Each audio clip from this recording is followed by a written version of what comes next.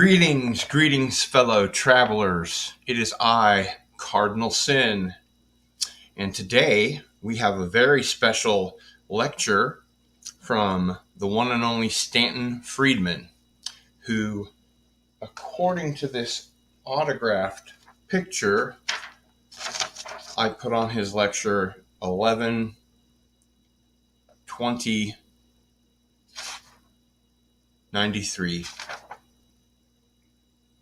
And this is the Flying Saucers Are Real lecture.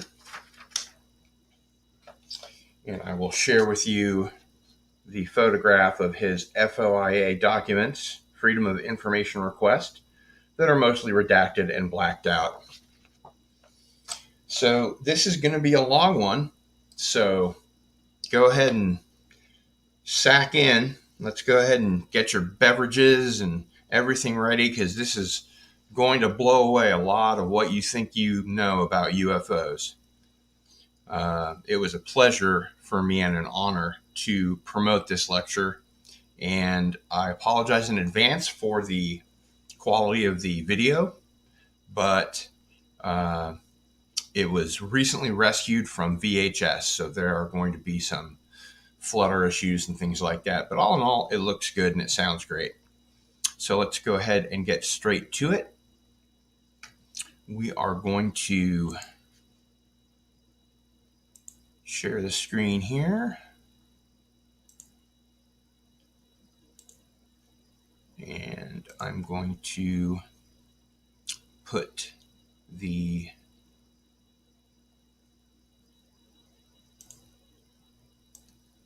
video into another screen so that we can see it. And that's the one that we're going to be looking at. Kind of doing this on the fly, no producers or anything, so it's going to be a little bit catch as catch can. Good evening, everyone. Welcome on behalf of Third Eye Productions, formerly UFO Network. My name is Roger Holden, and I am definitely not a UFO expert. However, I do consider myself an informed citizen when it comes to the topics of UFOs. I've had a strong interest since 1966 in UFOs. I want to start off by mentioning that tonight is a 10-year anniversary of a very important event. And I haven't seen it reported anywhere, but 10 years ago, on this very day, the movie The Day After premiered worldwide, in Soviet Union, United States, all over the world, depicting the future horrors of a possible nuclear holocaust. Now, I can remember most everybody feeling back then, where are we going to be 10 years from now? Are we going to be blown up? Is a big mushroom cloud in our future? Well, 10 years have brought a lot of changes, and I'm not quite sure what the future is yet with this so-called New World Order. But one thing, for about 1 minute, my background and interest in UFOs. In 1966, I lived in the school library, great junior high library, found a book called Flying Saucers from Outer Space by Donald B. Kegel. And this book was in the science section. And I thought, hey, this must be out of place. It should be in the science fiction section. So I started reading it. And I found out all these fantastic things about airline pilots, astronomers, seeing very mysterious craft, moving, defying the laws of physics. I learned through the credible people like Donald B. Kegel, who wrote the books, scientists like Clyde Tombaugh, who discovered the planet Pluto, who happens to be a KU graduate and who our observatory is named after. He saw UFOs in 1947 along with his wife in his backyard. There have been many academic, scientific people who have really contributed a lot to the study of UFOs in the past, including the late Dr. J. Allen Hynek, the late Dr. James McDonald. James McDonald was an atmospheric physicist, but a very brilliant scientist studying UFOs in the late 60s, early 70s. I watched him being laughed at by Congress when he was testifying that the SST might cause ozone damage. And they laughed at him and said that he believes in UFOs. But Dr. James McDonald was a great scientist. Today, the torch has been passed to scientists on the caliber of Professor Stanton T. Friedman. And the legacy of the great people like Heineck, Tombaugh, McDonald is passed to Mr. Friedman. We can all be very proud of that and grateful that a man of his caliber is studying this and doing the great research that he is. Our speaker today is nuclear physicist, lecturer Stanton T. Friedman. He received an MS degree in physics from the University of Chicago in 1956 and had 3 distinct careers since then. For 14 years, he worked on the development of a wide variety of classified advanced nuclear and space systems for such companies as General Electric, Westinghouse, General Motors, and TRW. From 1970 to 1982, he lectured about and researched UFOs full-time. Since 1982, he had combined lecturing, industrial consulting, and various research and communication activities. Overall, Mr. Friedman has spoken at more than 600 colleges and to many dozens of professional groups in all 50 states, 9 Canadian provinces, Germany, Finland, and England. He has appeared on hundreds of radio and TV shows across North America, including Nightline, Sally Jesse Raphael, Unsolved Mysteries, A Closer Look, UFO Report Sightings, Ron Reagan Jr., Canada AM, and many, many more. He has published more than 60 articles about UFOs and co-authored the August 1992 book Crash and Corona, now in its 3rd printing. The title of Mr. Friedman's presentation tonight is Flying Saucers Are Real. This talk will be followed by discussion with questions from the floor. Copies of a free book list and the various of his publications for sale are available at the back of the hall in the lobby. Let us welcome now Stanton T. Friedman, the Flying Saucer Physicist.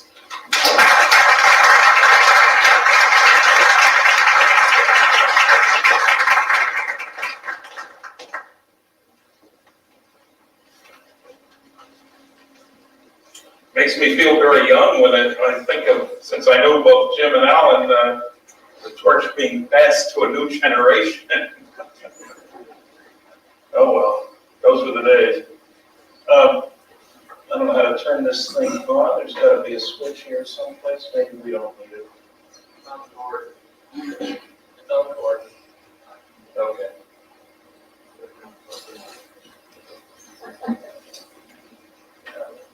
Just so you can see me. Appreciate your coming out tonight. I know there are a lot of choices to make about how you spend your Saturday nights, but I have an impossible job tonight. There's no way to tell you everything you always wanted to know about flying saucers and had, somebody to ask about.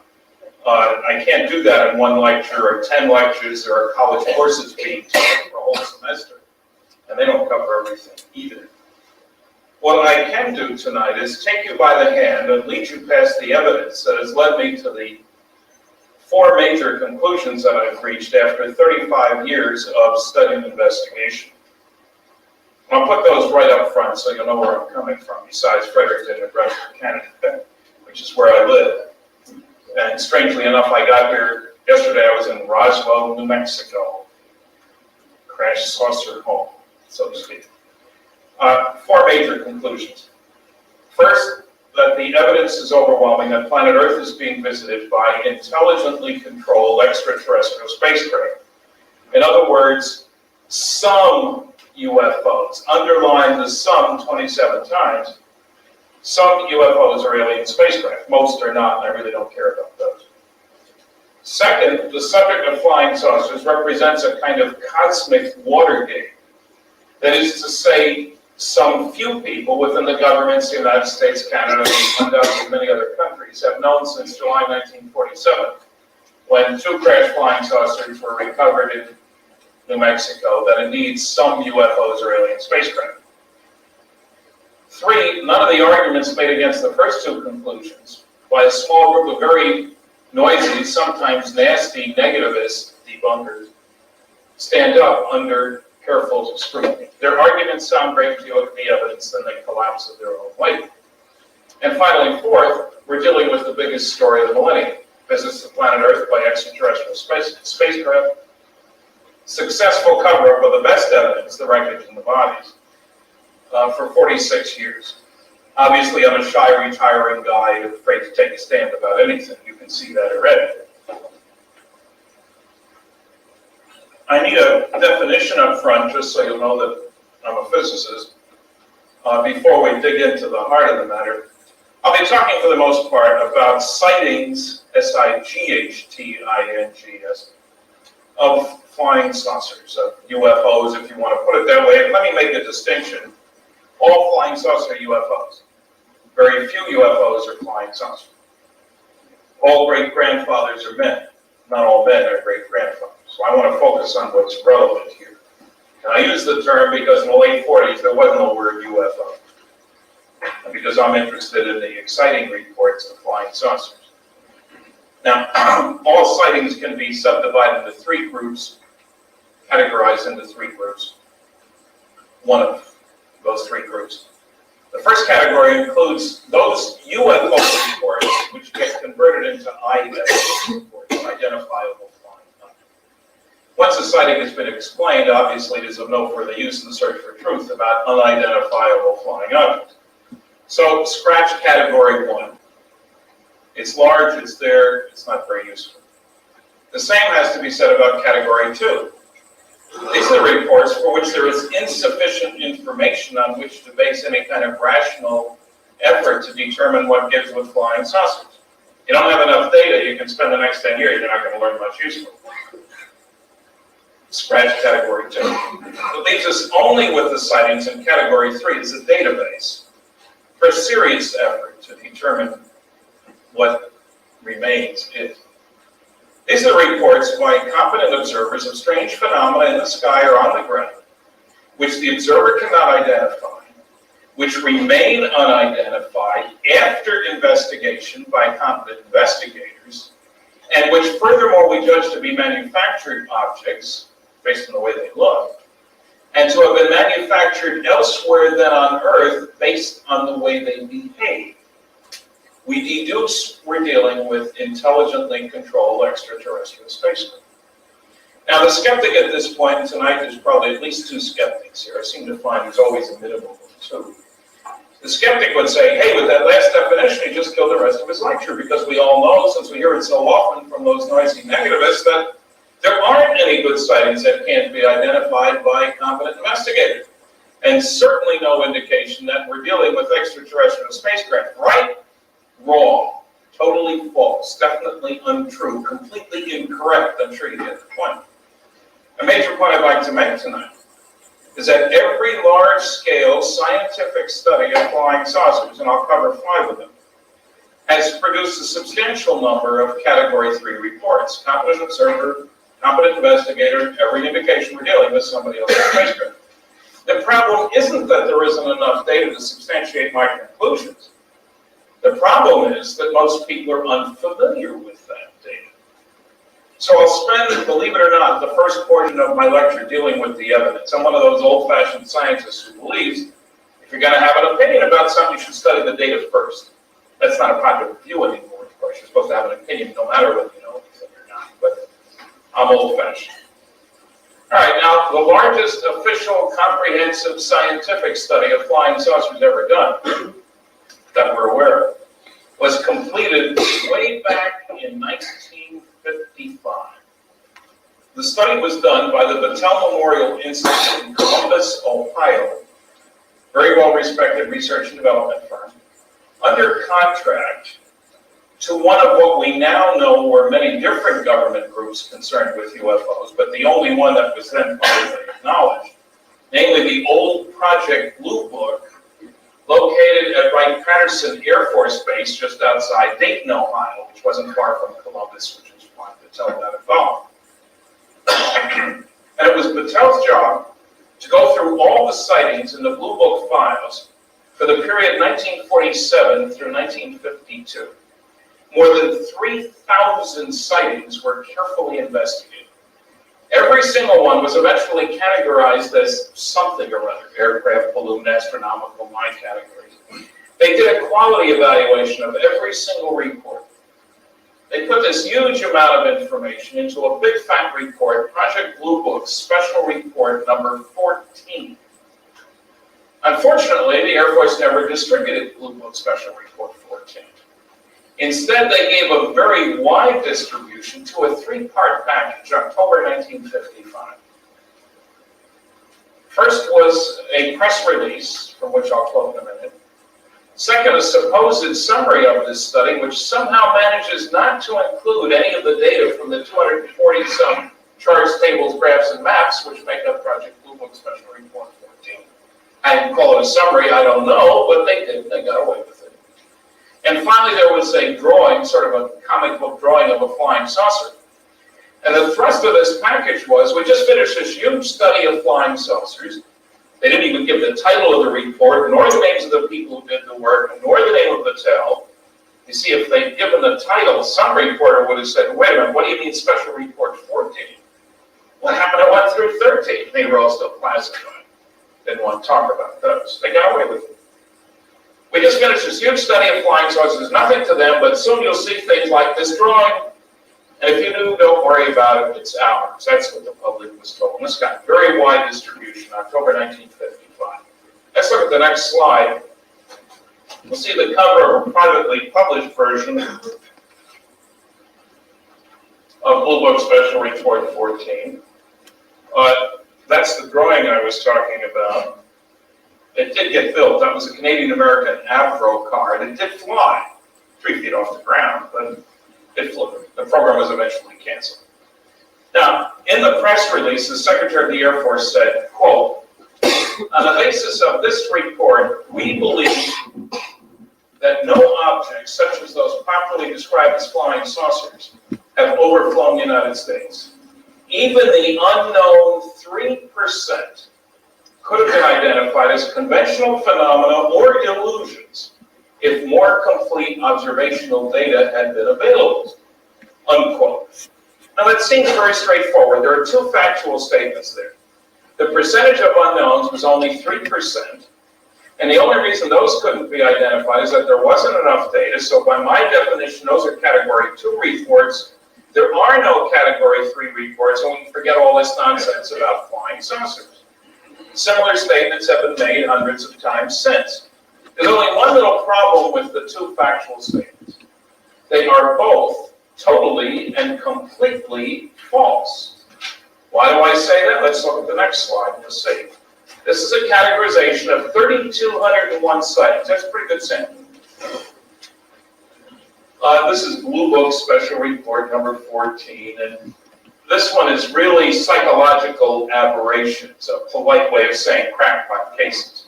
You'll notice it was only 1.5%. And the American Physical Society, to which I and most other physicists belong, says that 2% of the papers submitted to it are crackpot papers.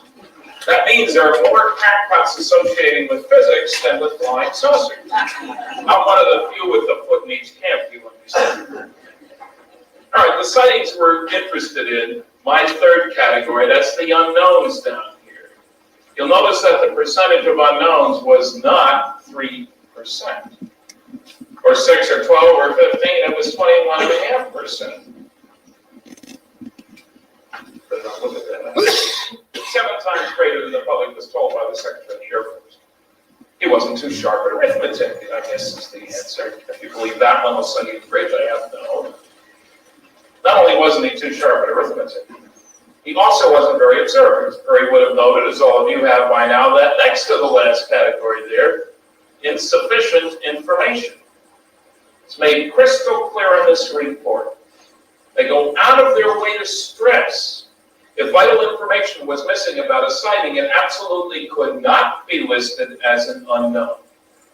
Instead, quite appropriately, it got listed as insufficient information, the opposite of what the public was told by the Secretary of the Air Force. Now, the skeptic at this point would say, hey, those are interesting numbers, and I've never seen them before, but you slid into your description of this study before the fact that they did a quality evaluation of all those sightings. How do we know that those unknowns aren't just the 3-second observations at 4 in the morning and the town drunks of the world?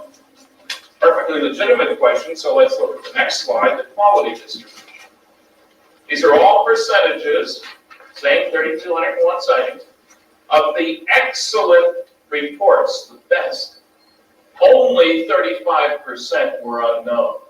I use the only because all the Air Force press releases always stress that only so many hundred were still unidentified. Now, if I was talking about cures for cancer, and I said, nah, there's no cure for cancer, only 35% of the drugs they tried work, you'd say, hey, idiot, all it takes is one. I don't care about the ones that don't work, give me the one that does. But when it comes to UFOs, only. Of the good ones, only 26% were unknown, doubtful and poor between 15 and 20%. In other words, the better the quality of the sighting, because of the background of the observer, the duration of observation, the circumstances, the more likely to be listed as an unknown. And interestingly enough, the less likely to be listed as insufficient information. There's nothing surprising about this. It's exactly what you'd expect if the unknowns were really something different. But that raises the $64 billion question. If the unknowns weren't aircraft, they weren't balloon, they weren't astronomical, miscellaneous, ones for which there wasn't enough information, just what out of this world were they? You say, wait a minute, how'd you get out of this world with just a bunch of numbers? Well, I didn't, as a matter of fact, as far as I know, I've never been out of this world. It's a combination of two things taken together. We can turn off the projector. The appearance of the unknowns coupled with the behavior of the unknowns. Now, at this point, we're talking only about unknowns. Forget about Venus and Jupiter and searchlights on clouds and flocks of birds. You know, the list is as long as my arm. If you want to get very fastidious, think only of the excellent unknowns. There were plenty of those too. All right, what they look like? Well, typically, we're dealing with apparently round, symmetric, seemingly metallic, disc-shaped objects. Definite size, shape, surface textures, things sticking out that might be landing gear, might be antenna, might be decorations. Those are all interpretation. Typically, but not always, bigger in diameter than thickness. Size ranging maybe 10 feet up to 150 feet in diameter. A much smaller number of very interesting reports of huge cigar-shaped so-called motherships, into and out of which the little discs fly. When I say huge, I'll just quote 2 airline captains that I've talked to independently, different sightings.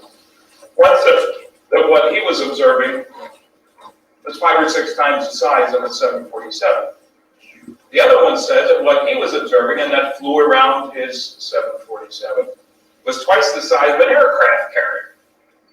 Now, to me, that's big enough to say huge, monstrous, whatever you want to call it. All right, now, with just that physical description, of course, there's no basis at all for saying these things come from off the Earth. Because obviously there are at least a dozen companies here that could build things that look as I described. You know, McDonnell Douglas, Lockheed, Boeing, there's a bunch more. You give them enough dough, they'll build as many as you want. Allow plenty for cost overruns and so on. Haven't been in that business. It's only when you add into the picture the behavior of these objects that you say, hey, they weren't built here. Because you see these round, symmetric, metallic, disc-shaped objects are able to hover, sit still in the sky, move straight up, straight down, move forward and back without circling around, move at extremely high speed horizontal. Horizontally, say 8,000 miles an hour is observed on radar. Make almost right-angle turns at speeds like 2,200 miles an hour. All of this rather unusual flying behavior, typically without much noise, without any visible external engines, without any exhaust, without any wings, without any tail, without any blinking red and green lights, often with a glow on, not around the observer, but around the object. And I submit to you that before 1955, there was no company on the surface of this planet that could, in quantity, because people often reported seeing whole flocks of these things, build things that both looked as I described and acted as I described, because if there were, we Earthlings, I'm presuming you're all Earthlings, I don't know it for a fact, it's a working hypothesis. We Earthlings would no longer be building F-16, 17, 18s, MiG-29s, Mirage 5s. From any government viewpoints, the thing that's important about flying saucers is the technology, not the philosophical implications of their existence. The first country to duplicate the behavior rules the roost. They make wonderful weapons delivery and defense systems. They can literally fly circles around anything we got flying. If we could build things back then that looked and acted as I described, we would no longer be building F-16, 17s, 18s, etc. We are still building those vehicles, therefore what people saw then wasn't built here on Earth. And the logical conclusion from that is that it was built someplace else. They were built someplace else. It doesn't say where, how, why. It doesn't answer a zillion other questions you have. It just says not manufactured here on Earth, and I think that's very exciting. Where do I think they originate? Other solar systems in our local galactic neighborhood. I'll name a specific place a little later. Now, I want to change your frame of reference about that. I mean, you can listen to my college classmate Carl Sagan talking about billions of galaxies and billions of light years and billions of stars and all that. It's exciting, but I am only interested in our local neighborhood. Within 54 light years of here, there are 1,000 stars, of which 46 are similar to the sun. That's our local neighborhood. Now, our little galaxy, the Milky Way, is only 80,000 light years across, 2,000 light years thick. But I'm only talking 54 light years, so it's down the street, around the corner, almost next door.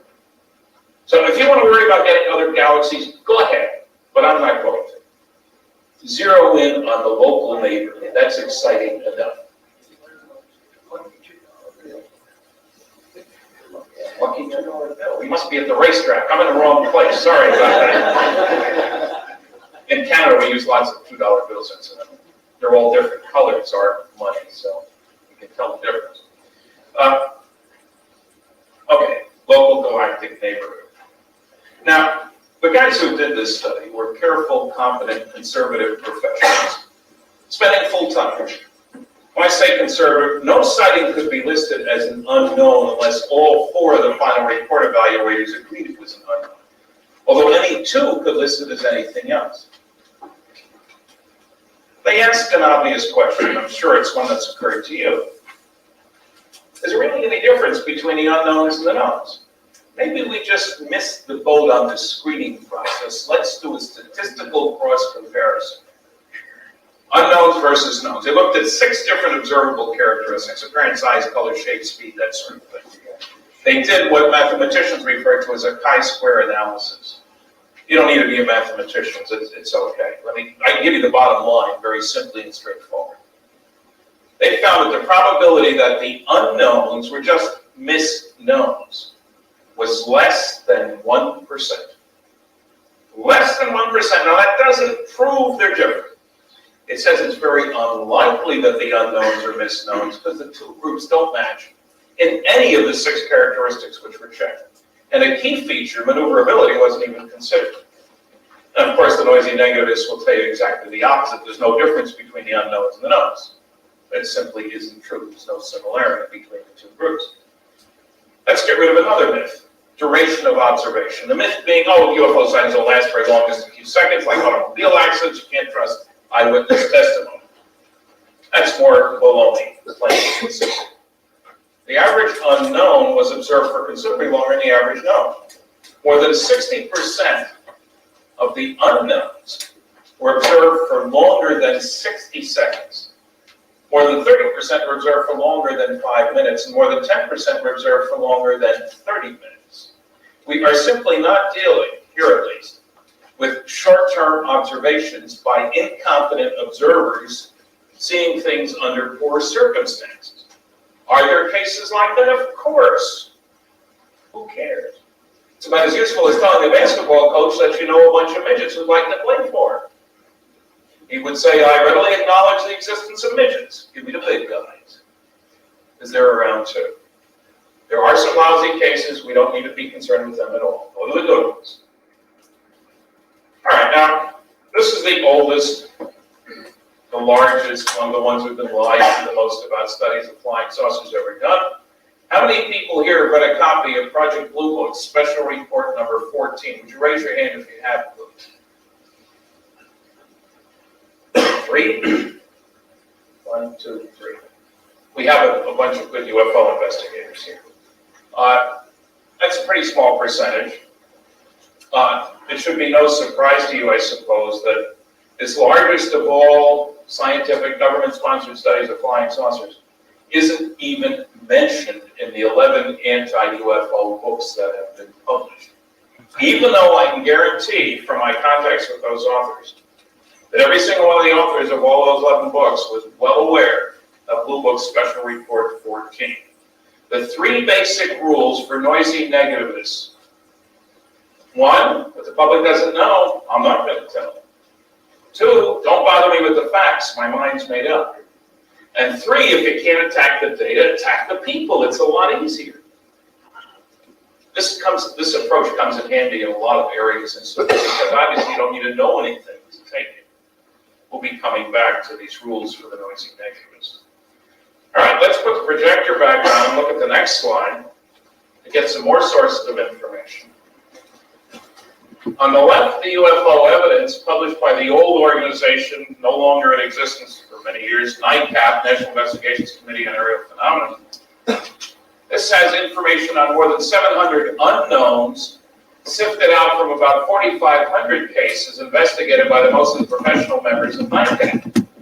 There are entire chapters on sightings by military pilots, by commercial pilots, by law enforcement officers, engineers, scientists, and astronomers, and an excellent chapter on evidence for intelligent control of some UFOs.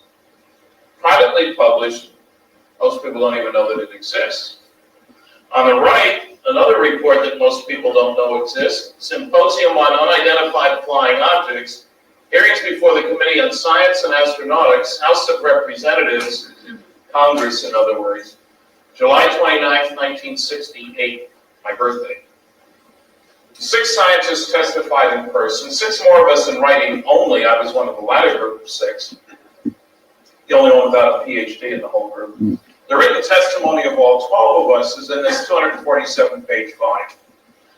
Now, the 12 presenters cover a broad spectrum of professional backgrounds: nuclear physics, astrophysics, astronomy, psychology, sociology, biology, gravitational physics, civil engineering, from respectable institutions like Harvard, Berkeley, Stanford, Cornell, Northwestern, Westinghouse, General Dynamics.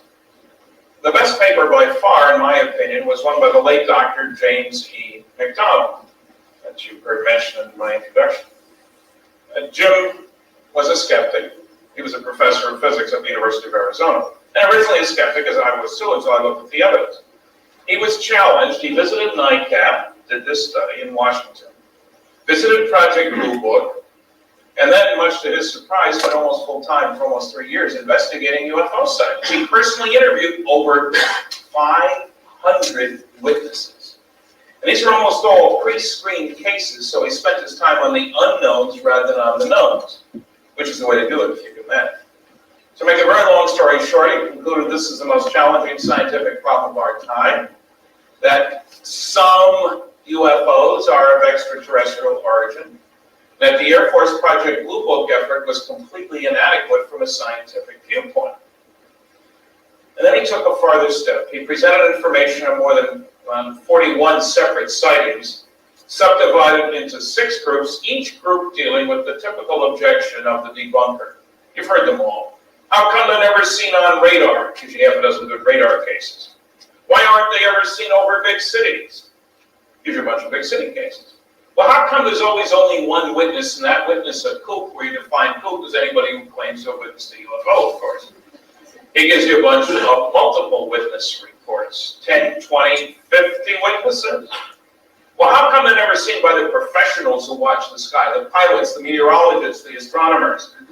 Gives you a bunch of sightings by each of those groups too. So you can raise any of those objections you wish, feel free. But please don't reach a conclusion until you've studied the evidence, because none of those objections, nor any others I've been able to find in 35 years of looking, stand up under careful scrutiny. How many people have read the UFO evidence here? 1, 2, 3. Okay. How many have read the congressional hearings document? 1, 2, 3, 4. No, 3. Oh. Nobody believes Congress. Yeah, I know. Let's look at the next slide. Dr. J. Allen Hynek, the late J. Allen Hynek, he came in with Halley's Comet and he left with it as well, 1910, 1986.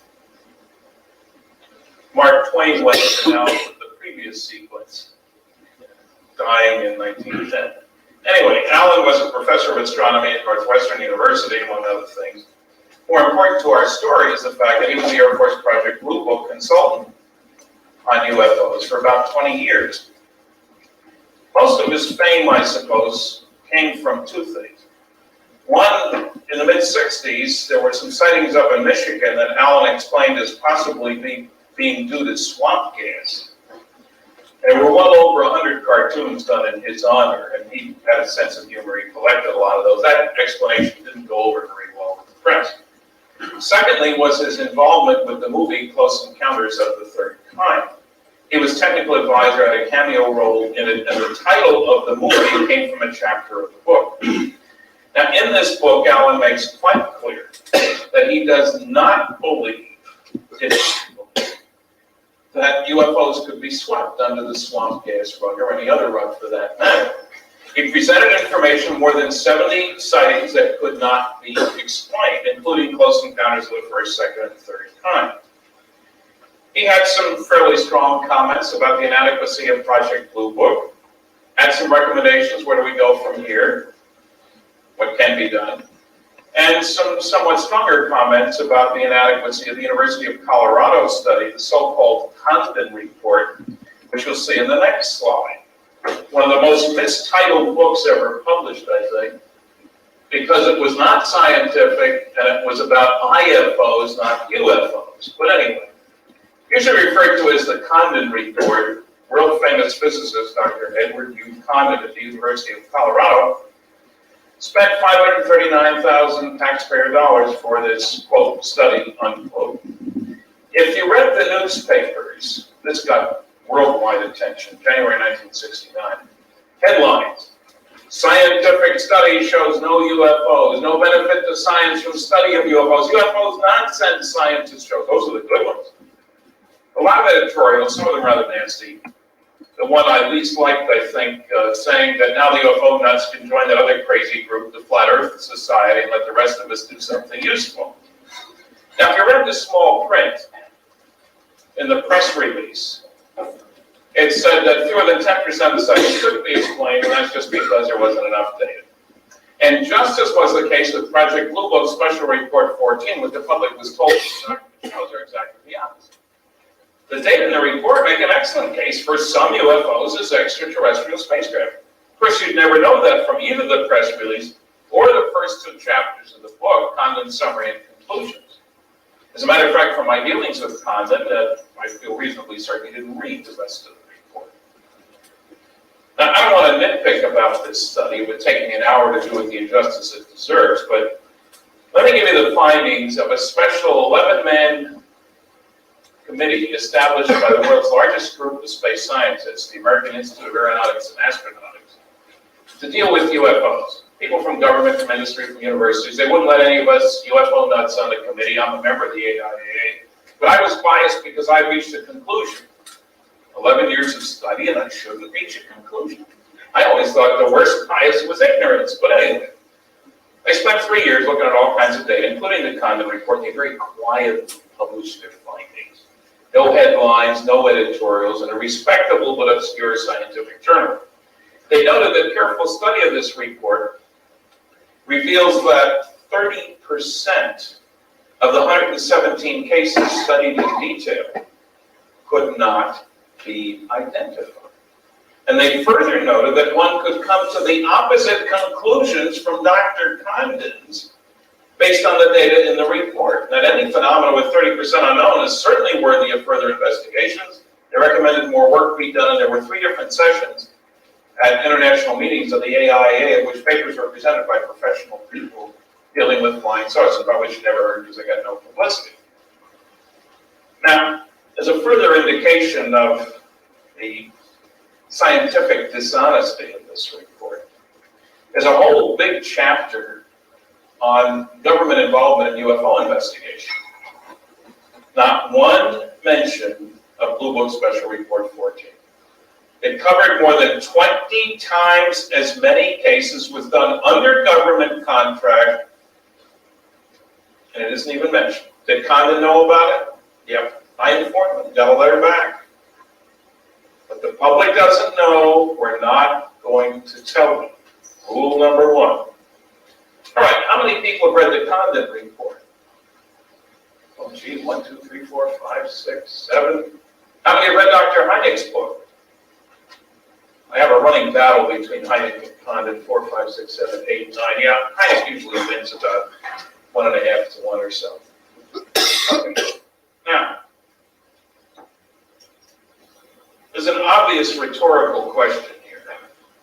So how come, with all these mountains of data, the big shots of science and journalism haven't jumped on the pro-UFO bandwagon as they so obviously have not?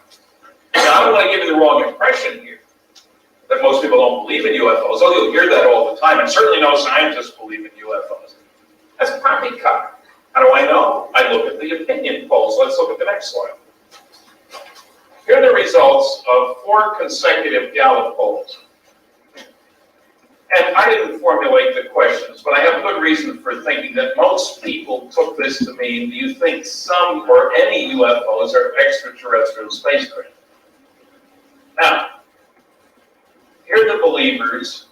I hate the word, but you know what I mean, so I'll use it. The non-believers and the people who aren't sure. Now, way back in 1966, before we'd been to the moon, the ratio of believers to non-believers was only 1.5 to 1. Wouldn't Clinton have liked those results in the election, for example? By 1973, after we'd been to the moon, it was 1.8 to 1. By 78, it was better than 2 to 1. And the noisy negativists have been so successful that in 87, the ratio of believers to non-believers was only 1.6 to 1. Only 1.6 to 1. Now, the skeptic has an answer for that. I know why that's so. Those tabloid supermarket newspapers and the tabloid television programs have been so effective that that's why so many people believe in flying saucers, right? It's a testable hypothesis. If it were true that it was the influence of the tabloids, then a rational person would expect that the greater the education, the less likely to believe in flying saucers. Well, we have data on that. Is it true? No. Never been true. These are the results for 78. Now, the 87 results are similar, except they only use 2 different levels of education, and I would use these because there were 3. These are adult respondents with grade school, high school, or college background. Now, with only a grade school education, indeed, the non-believers slightly outnumber the believers, 38 to 36%. And naturally, the least education, the most likely to say they're not sure. Getting a high school diploma with the ratio of the good guys to the bad guys is better than 2 to 1. Getting a college background, having a college background, it's almost 3 to 1. The greater the education, the more likely to believe in flying saucers. Exactly the opposite of what the skeptics will try to tell you. If you're a believer, you're not at the bottom of the barrel, you're with the cream of the crop. It's time to stop being an apologist ufologist, a closet ufologist. Tell it like it is. It's okay. Now, let's get back to my rhetorical question. Let's turn off the projector. So why haven't the big shots of science and journalism jumped on the pro-UFO bandwagon? I think there are 4 major reasons. One could spend an hour on each, which of course I won't. The first reason, very simple and straightforward, ignorance. Not stupidity. Lack of awareness of the data. I've talked to as many as 2,000 people at once, 1,000 engineers and scientists at once. I never get more than several percent who've read any of these documents. And the noisiest negativism always comes from those people who know the least about the subject. Now, I happen to believe, very strongly as a matter of fact, that if one is expressing a purportedly professional viewpoint from a publicly appointed pedestal because one is professor so-and-so, doctor so-and-so, editor so-and-so, one has a very strong obligation to either know what one is talking about, which certainly means studying irrelevant data, or shutting up. Now, don't misunderstand. Everybody's entitled to a personal opinion about anything. But professional opinions about everything else of it are supposed to require knowledge and ethics. Something sadly lacking in those noisy negativist pronouncements from on high. Scratch a debunker and you find somebody who's putting down what he isn't up on. Best recent example I know of, incidentally, was Carl Sagan's absolutely terrible article about the Fission parade, no less last March 7th, only read by 30 million people. I guess if you're going to disinform, you do it wholesale, not retail. All right, so the first problem, ignorance. The second problem is different. It's what I describe as the laughter curtain, the fear of ridicule, that keeps people from reporting their sightings, that keeps editors from assigning their best reporters, that keeps most, but fortunately not all, professors from assigning thesis topics dealing with flying saucers. You see, sightings are common. All the polls show 10% or more of the people believe they've seen a flying saucer. That includes a poll of engineers and scientists involved in research and development activities, for which, incidentally, as you might expect, 2/3 who expressed an opinion said they're real. Engineers and scientists involved in research and development activities. I've checked all my audiences, more than 700 all across the continent. Typically 10% believe they've seen one. I only ask again in my lecture, never at the beginning. But then I ask, how many of you reported what you saw? And I'm lucky, typically, if it's 1 in 20 of that 10%. The biggest reason given for not reporting, they think I was some kind of a nut. It's time to lift the laughter curtain. The subject of flying saucers is much too important to be left in the hands of the cartoonists and comedians and advertising agents. Have you noticed how many times flying saucers have appeared in advertising in the last few years? Or the Carl Sagans or Steve Spielbergs of the world. And progress is being made. A number of professional groups are getting involved. June of 1992, there was a conference about UFO abductions at MIT, co-sponsored by a professor of physics from MIT and a Harvard psychiatrist in the medical school. Now, there have been 12 PhD theses done dealing with flying saucers. There's room for 50, but 12 is a lot better than none. So I'm bullish about ufology. We got a long way to go, but we're heading in the right direction. I did a 5-week tour, my longest in 20 years, ending 2 weeks ago, and then I went on the road again. 18 lectures, 8 states and provinces, loads of media time.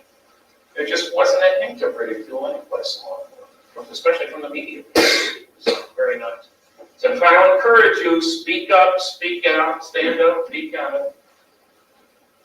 Okay, we've got ignorance, laughter curtain. I'll play amateur psychiatrist for the third reason. They so often play amateur ufologists. Were you aware there was a Freudian explanation for flying saucers? Honest to God, 2 Harvard professors, not the one I was just referring to, did a paper giving a Freudian explanation. The round symmetric disc shape, especially with the dome on it, is symbolic of the female breast. The large cigar shape and obvious phallic symbol. These 2 characters were serious. There wasn't the slightest bit of evidence to support those outlandish conclusions. So I can play amateur psychiatrist. The third reason the big shots haven't jumped on the pro-UFO bandwagon, ego. You see, if alien spacecraft are coming here and the guys or gals on board don't want to talk to the guys who think they're the big shots on this planet, it makes them feel less important than they'd like to think they are. This is particularly significant with regard to 2 different groups, journalists and astronomers, present company accepted, of course. I was speaking in a small town at a college, called the local newspaper, you're gonna cover my lecture, I'll have materials for it. Oh, the editor just ripped me up and down, we wouldn't waste 2 seconds on such nonsense. It's all baloney, and he finished me off with a flourish. If aliens were visiting planet Earth, he said, they'd have called a press conference and I would have been invited. The Harvard professor of astronomy who wrote 3 of those anti-UFO books once publicly stated if aliens were visiting Earth, they would certainly wish to talk to the National Academy of Sciences, of which both he and his good friend Dr. Cardinal were members. And the whole attitude was they have an an appointment, must not be coming here. I don't know what they learned from the National Academy of Sciences, except how ignorant we are, but actually, flying saucers finished the job. This ego deflation job, started by Nicolaus Copernicus, the Polish astronomer, way back in 1543, of taking man out of the center of the universe. You remember old Nick, pretty sharp cookie. I mean, he was subject to crazy ideas. He had the outlandish idea, believe it or not, that the Earth wasn't the center of the universe. He said the sun was. But he was smart enough not to let the book in which he included this crazy idea be published till the year he died. So somebody else got burned at the stake for agreeing with Copernicus. There were guys in white coats who banned his book for 300 years. There were prayer rooms. Now we got guys in lab coats who have just as much trouble as those guys in the church did, not being at the top of the heap. Most of us, it doesn't bother, I presume. Okay, so we've got ignorance, laughter curtain, ego. I'll put my own professional hat back on. I've worked on more canceled government-sponsored advanced research and development programs than anybody. A dubious distinction, I might say. The fourth problem is an almost complete unwillingness to use our knowledge of technology to try to understand flying saucer behavior. I mean, it's 1993, not 1923. In the early days, late 40s, all kinds of statements of impossibility, starting with the silliest of all. What people claim to have observed is obviously impossible, so they couldn't have observed. That sounds great until you realize that's backwards science. The observations are real, whether you understand it or not is entirely beside the point. The sun has been producing its energy by nuclear fusion out there for almost 5 million years. We figured out how it works in 1937. Would anybody suggest that it wasn't fusioning before that because we didn't know about fusion? That's ridiculous. Well, the list of impossibles has, of course, shrunk in time as we've accomplished what was supposedly impossible. It's one of those arguments still being made, usually by astronomers for reasons which totally escape me. And it goes like this. You've heard this. You know, the important source of scientific information, the old Johnny Carson show, Time magazine, whatever. This argument is usually made by astronomers. They say, look, it's an enormous universe out there, billions and billions of light years and galaxies and all that. It's a very old universe. Undoubtedly, there's life all over the place out there. But you can't get it from there. So give us a few bucks and we'll build a radio telescope and listen for signals, because undoubtedly the more advanced civilizations are trying to attract our attention.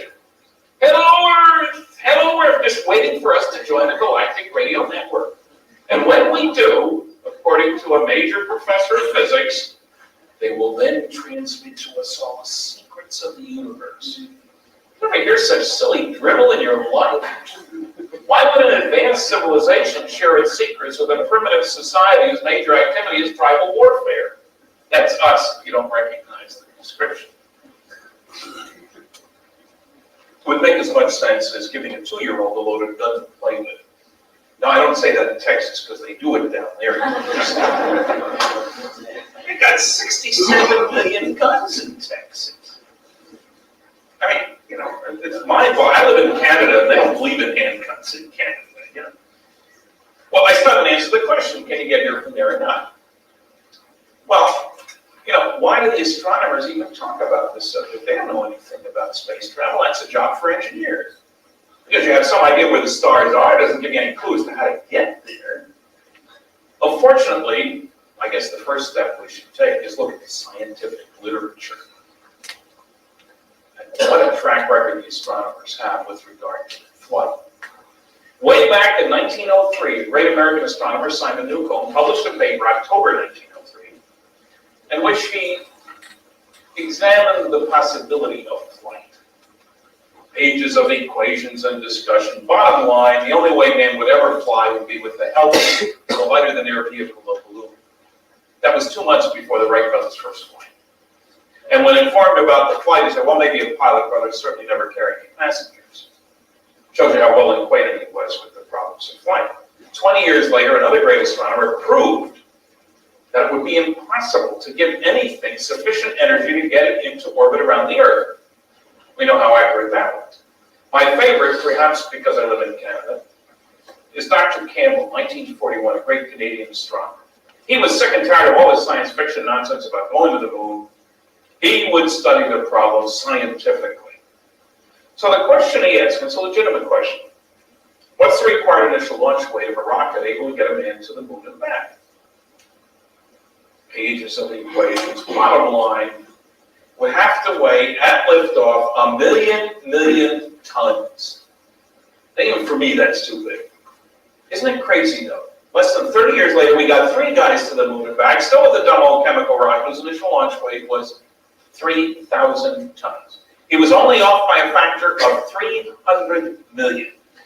When astronomers do calculations about space travel, they are almost invariably astronomically in error. Why? Because they don't know anything about space travel. It's not a basic physics problem, it's an engineering problem. Well, can you get there enough? Not on a bicycle, but there are published studies by good aeronautical engineers showing that trips to nearby stars, local neighborhood now, not distant galaxies, are feasible with round-trip time shorter than the average person's lifespan, without violating or even amending any of our most sacred laws of physics. Using staged fission or fusion nuclear propulsion systems, on both of which I have worked. Well, I can hear the gears and wheels turning. Uh-oh, fission rockets? Here comes the science fiction. Nope, science reality. You paid for it. Well, I'll show you one. Turn on the projector and look at the next slide. A nuclear fission rocket reactor propulsion system. This one was built by Los Alamos. I worked on some for Westinghouse. Sarah General worked on them. There's a nuclear reactor in here. Cold liquid hydrogen comes in, goes around, gets heated in the reactor, and goes out. Very hot. Very, very hot. Now, the biggest one of this series, first cousin, it was the Phoebus 2B actually, was this big. Literally this big, the reactor. Power level? Only 4,400 megawatts. Twice the power of the old Grand Coulee Dam. This big. Very impressive. And that test was run 25 years ago. And in case you're wondering, hey, that looks sort of like Walt Disney. Well, let's look at the next slide. I think you'll see one of these in operation. That's the hydrogen plume. You don't want to be near these things when they're running, incidentally. They're for use in outer space. A lot of radiation. A lot of radiation. Now, this is a tank of liquid hydrogen. There's a sequence of this running in my new movie, Flying Saucers Are Real, incidentally. I hate to tell you where the test was run, but I guess I better. This is Jackass Flats, Nevada. Make of that whatever you will. That's nuclear fission. That's what works in all those nuclear-powered submarines, aircraft carriers, all that sort of stuff. I'm really much more excited about nuclear fusion. Now, nuclear fusion is, as I said before, what goes on in the sun.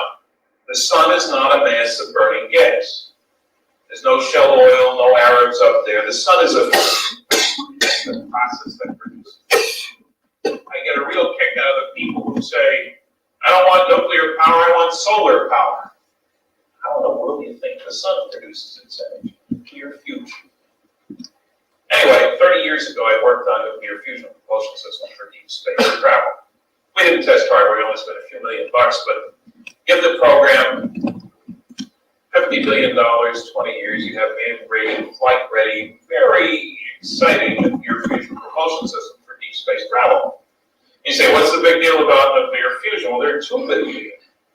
The stuff you use, isotopes of hydrogen and helium, the two lightest and most abundant substances in the universe, which is kind of handy. I mean, the gas stations may be closed when you go out someplace, but you're going to find hydrogen and helium. And the second thing is, if you use those right isotopes in the right way, you can kick particles out the back end of the nuclear fusion rocket that only have 10 million times as much energy per particle as they can get in a double chemical rocket.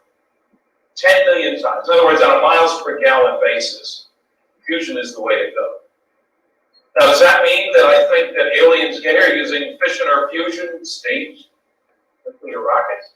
No, of course it doesn't mean that. Because I left something very important out of the discussion. Something which I modestly call Friedman's Law.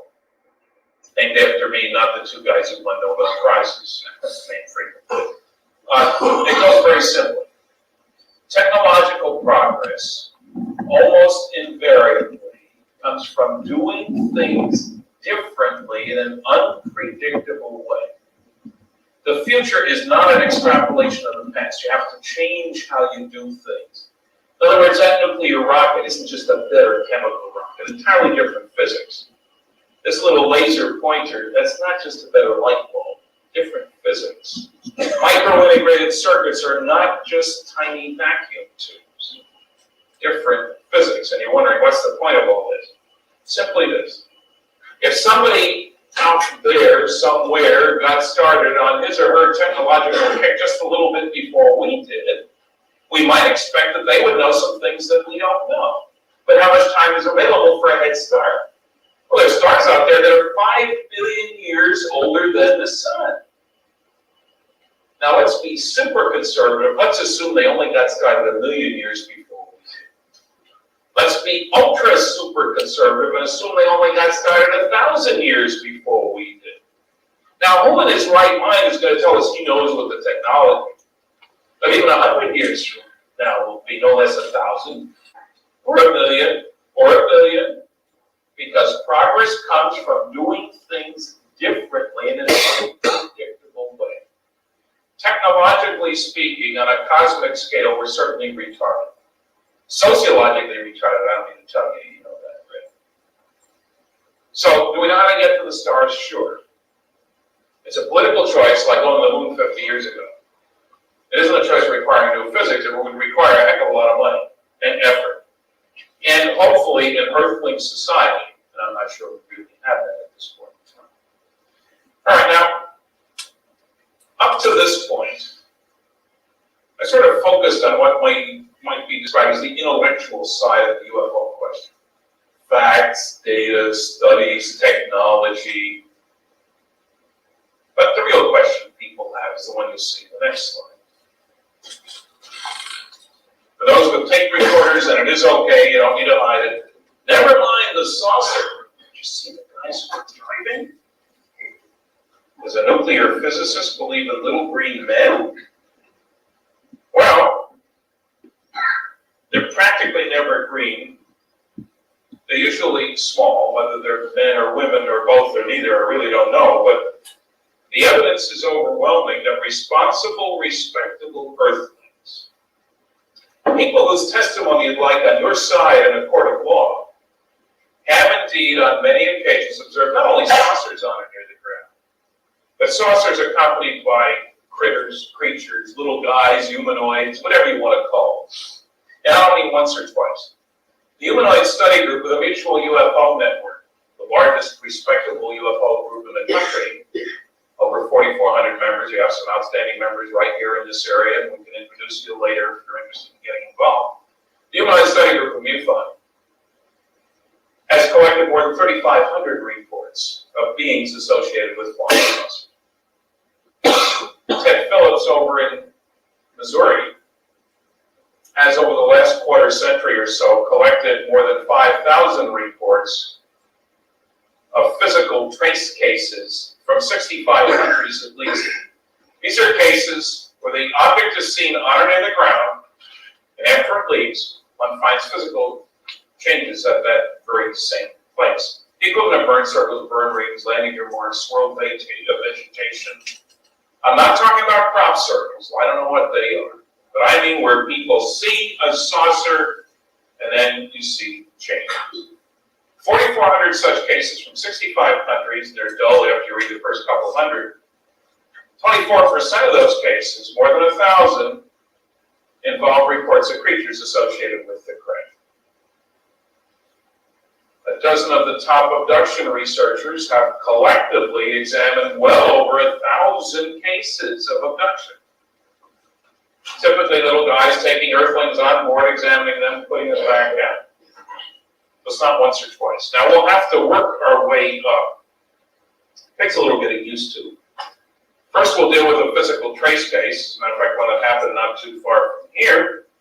Then we'll deal with the typical abduction case. And then finally we'll get to the recovery of crashed flying saucers and alien beings.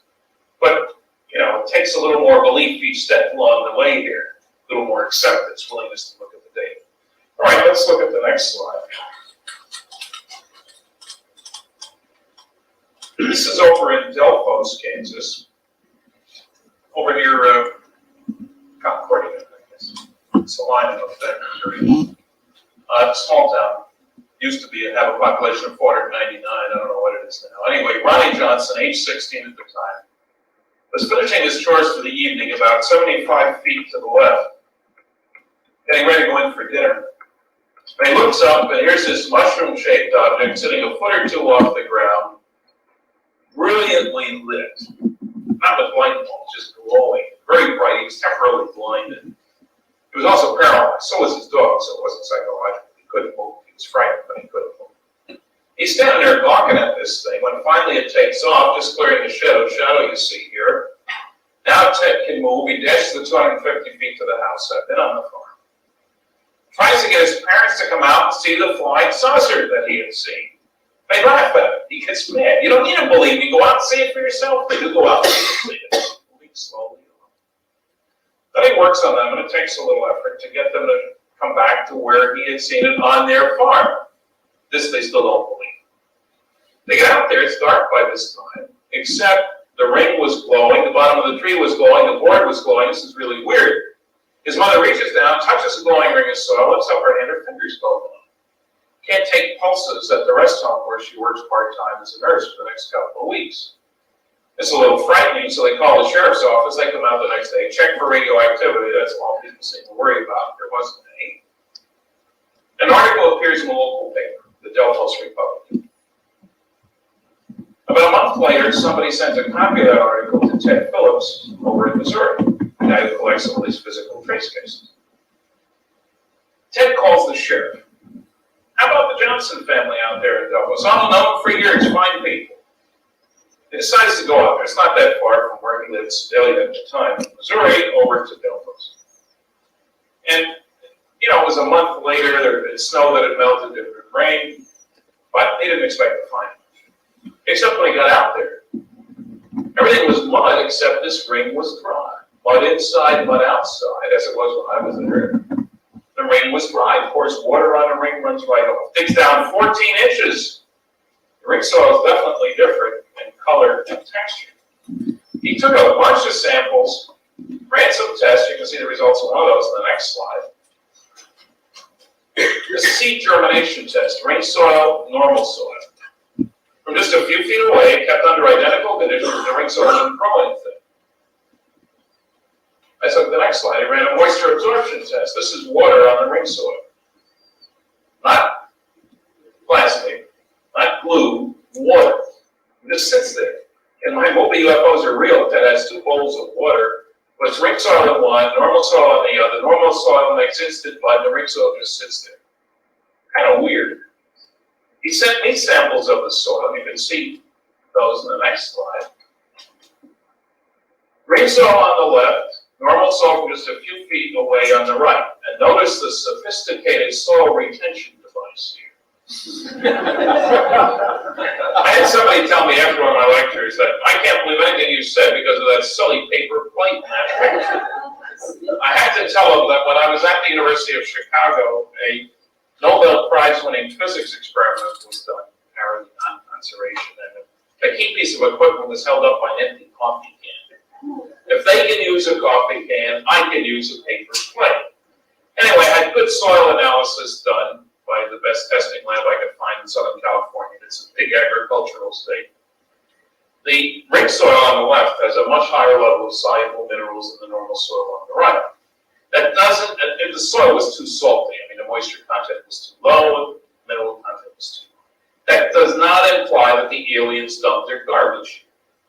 It probably implies that normal soil like this was intensely irradiated with something like microwaves, which will, like cooking a turkey in a microwave oven, will penetrate through 14 inches of soil, drying off the moisture, converting some of the insolubles to solutes.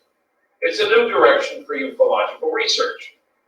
Now, I was quite delighted on a terrible television program, I hope not many of you saw it, a UFO cover-up live, where it was stated that the aliens like Tibetan music and strawberry ice cream.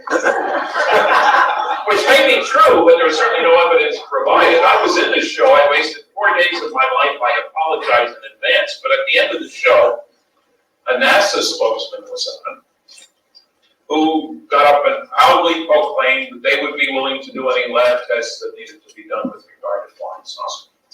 So I went over to him afterward, off the air, and I said, gee, I was delighted to hear they got a lot of samples for you. What kind of samples? Well, dirt, that influenced by a saucer and control samples from nearby. And theoretically, they ought to be similar. Oh, we can't test that.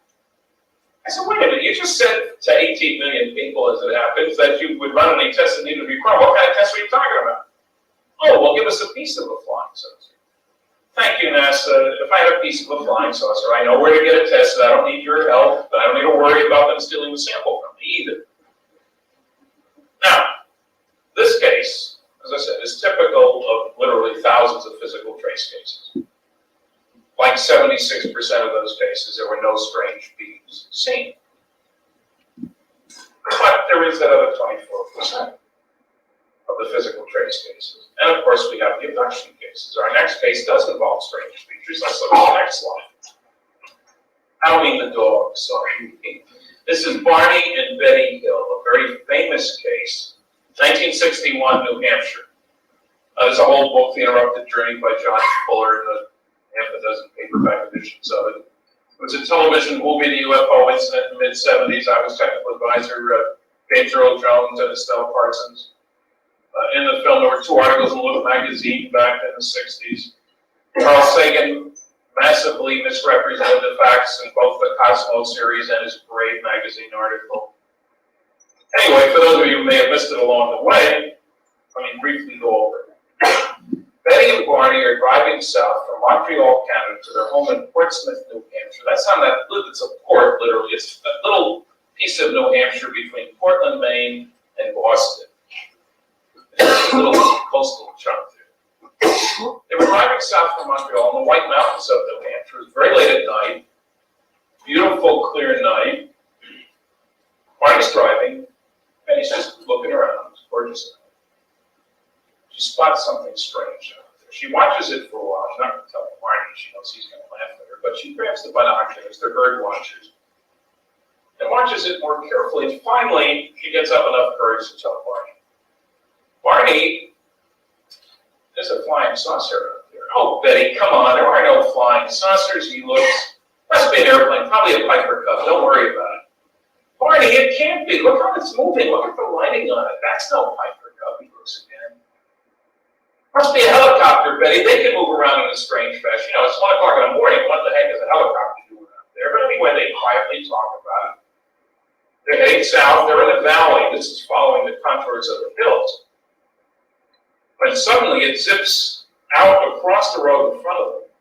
Stops dead right over there. Barney jams on the brakes, grabs binoculars, gets out of the car, and heads across the field toward it. Betty's shrieking at him, Barney, come back! He was bound and determined. He was going to prove to her that there was nothing strange about that strange thing out there. Less than 200 yards away, they described it as like an airliner, and it was silent. 60 to 80 feet in diameter, just hovering in the sky and not a sound coming from it. No blinking red and green lights, no exhaust, no visible external engines, no wings, no tail. He's looked at it for cranks up the binoculars finally. Double row of windows. Looks more carefully. Oh, scares the heck out of him because they're inside. Behind those windows, there's some strange looking characters staring back at him. Suddenly he gets very frightened, feeling like a rabbit at the sight of a guy who's hunting rabbits. Dashes back to the car. Bird's rubber is a beeping sound, another set of beeping sounds, and they spot a sign that says Concord, New Hampshire, 17 miles. And they talked about that because they both thought that they were at least 50 miles from Concord. Well, they drive on home. There's a lot of little details that you have to read the book to get. And it's late at night, early in the morning. They go to sleep for a while, and when they wake up, they call the police and refer them to the local military base. Pease Air Force Base, a SAC base, which is just being closed down. It's right enforcement. They call the base, report the site. They're saying about the beings. I mean, it's 1961. We're about to say about that. They go to the library. They got some books on flying saucers. There's one that mentions NICAP and gives an address. That's so they write NICAP. And a month later, they talk to an astronomer who's a NICAP investigator, one of the good guys. And they go over this whole case with him. Now, one of the crazy things here is they reported it to the police, they reported it to the Air Force, they reported it to NICAP in a letter, and they talked to the investigator, in all cases making clear that at as close as approaches a large object, like an earworm. And Carl Sagan has the gall to say that all they saw was a star-like object in the sky. And actually, in my critique of his work, I sent him the first 35 pages of the book that was written later. Anyway, when they're going over this with the NICAP investigator, he had the good sense to say, well, let's go over this sequentially. What time did you leave Montreal? How far is it? It's only 192 miles. So how fast were you driving? How much time for coffee and gas?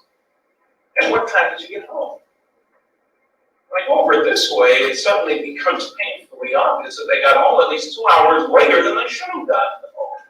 No traffic or anything. September 21st, I guess, but the tourists weren't around. In other words, middle of the night, nobody out there. It was suggested then that they be hypnotized to find out what happened during the missing period of time. Well, they're both busy people. Then he was a social worker now, a master's degree in social work, a supervisor in the welfare department, state of New Hampshire. She wasn't a cleaning lady. I've got nothing against cleaning ladies, but I mean,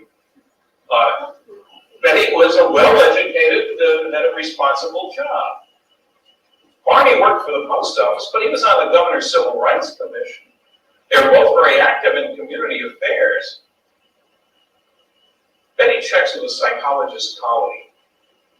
As a social worker, she had lots of those. About this missing time business, and he says, oh, don't worry about it. Your memory will come back. Just wait a while. Okay, so they waited and waited and waited. Betty has nightmares 5 nights in a row while Barney's working nights down at the post office in Boston. Doesn't even tell him about it at that time. Nightmares about being kidnapped by some strange-looking creatures. The waiting goes on, and Barney develops an ulcer. And it gets so bad that he's not able to work, and it doesn't respond to medication. And their trouble seems to stem from this missing time period. So Barney's doctor gives a professional recommendation, and they see Dr. Benjamin Simon down in Boston. He sort of wrote the book on using medical hypnosis for people to relive traumatic experiences so they can get back to the business of living. You know, a guy whose buddy's head's been blown off in battle. A lot of World War II shell shock, war veteran. Okay, they agreed to go. Barney's got to get back to work. They like to get rid of the ulcer, too. Every Saturday morning, they drive 60 miles to Boston. Betty waits outside. Barney goes in. Dr. Simon hypnotizes him. Benjamin's son. He has him. Dr. Simon has Barney relive, not retell, but relive a portion of this experience with all the emotional content. Tapes it, audio. Induces amnesia at the end of the session, so Barney can't tell Betty what's been going on. Puts Barney out, brings Betty in, does the same thing with her. This goes on, each of them separately, every week, every Saturday morning. for 3.5 months. Neither one of them knowing what's going on in the sessions, except for one important thing. Barney's ulcer gets better pretty quick. He's able to get back to work. Finally, Dr. Simon figures they're ready, brings them both in together instead of separately, and plays portions of composite tape based on all these other tapes. I've heard that tape. They're each astonished to find that they've each independently relived the same incredible experience of that craft having landed, of them being taken on board against their will by those strange beings that Barney had seen, put in separate rooms, treated as specimens. Stick in needle here, scrape little skin there, no religious messages, no trips anyplace. Specimens. They were put back out, totally wouldn't remember what happened, didn't remember until this elaborate, sophisticated, expensive procedure was conducted. Now that's a pretty far out story.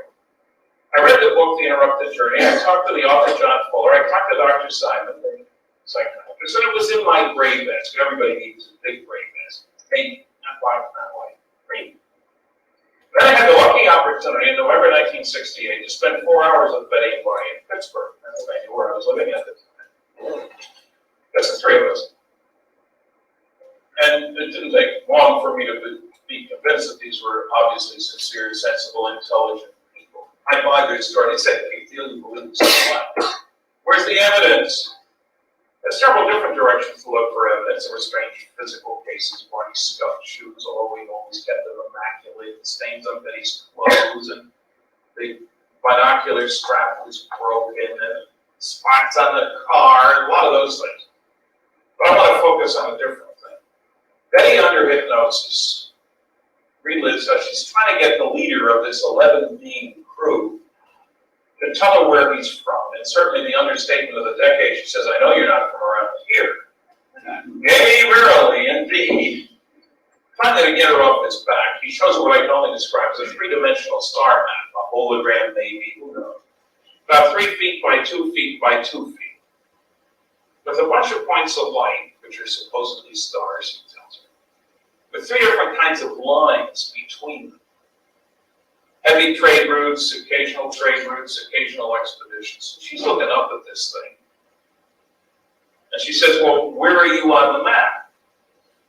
Wise guy, alien. "Do you know where you are on the map?" "No. How can I tell you where I'm from if you don't know where you're at?" End of discussion. Now, poor Dr. Simon. I mean, it's bad enough he's got 2 sensible people telling this crazy story in the first place. And now he's got trade routes and star maps and expeditions. Oh boy. So he has Betty go over this again. He asks her if she can remember the map back. She says yes.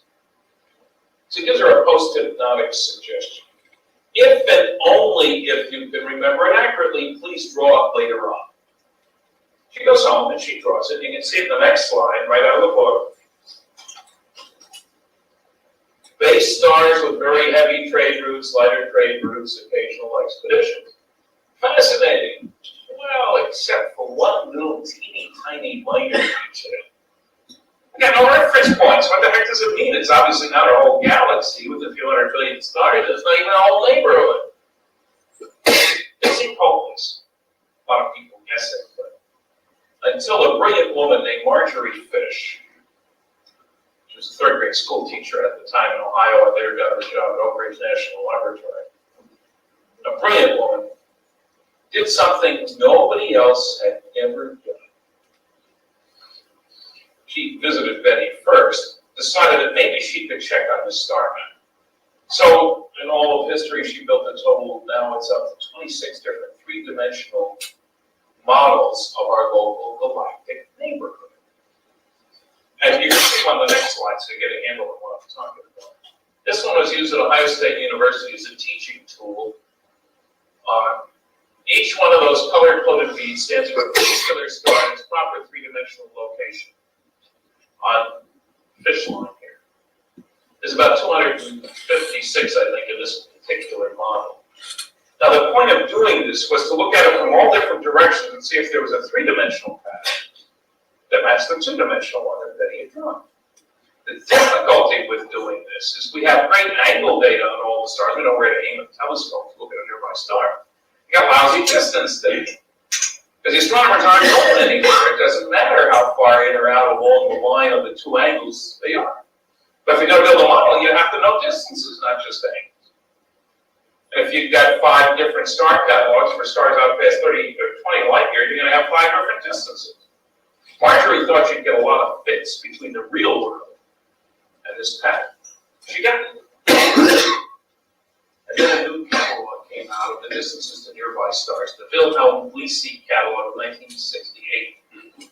Best data ever published on distances. She rebuilt the model. There was the pattern. One and only one pattern that matched angle for angle, line length for line length that he had drawn. You can see that in the next slide. I should stress there is, of course, no string between the stars. Don't worry about it. It simulates the lines. Here's the sun, in case you're wondering. You say, where's the Earth? It's so small it's invisible on this scale. Now, there's several special characteristics of this work of Marjorie's.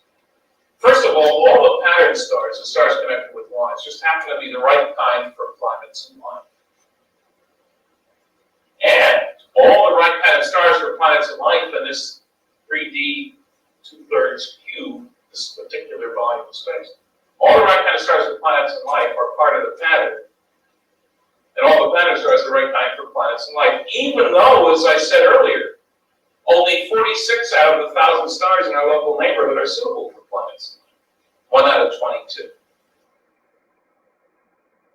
What's the chance of it happening by accident? You grab a dozen stars, and they just happen to be all the right kind and only the right kind. According to one statistician, 1 in 10,000. According to another, 1 in a billion. Doesn't matter.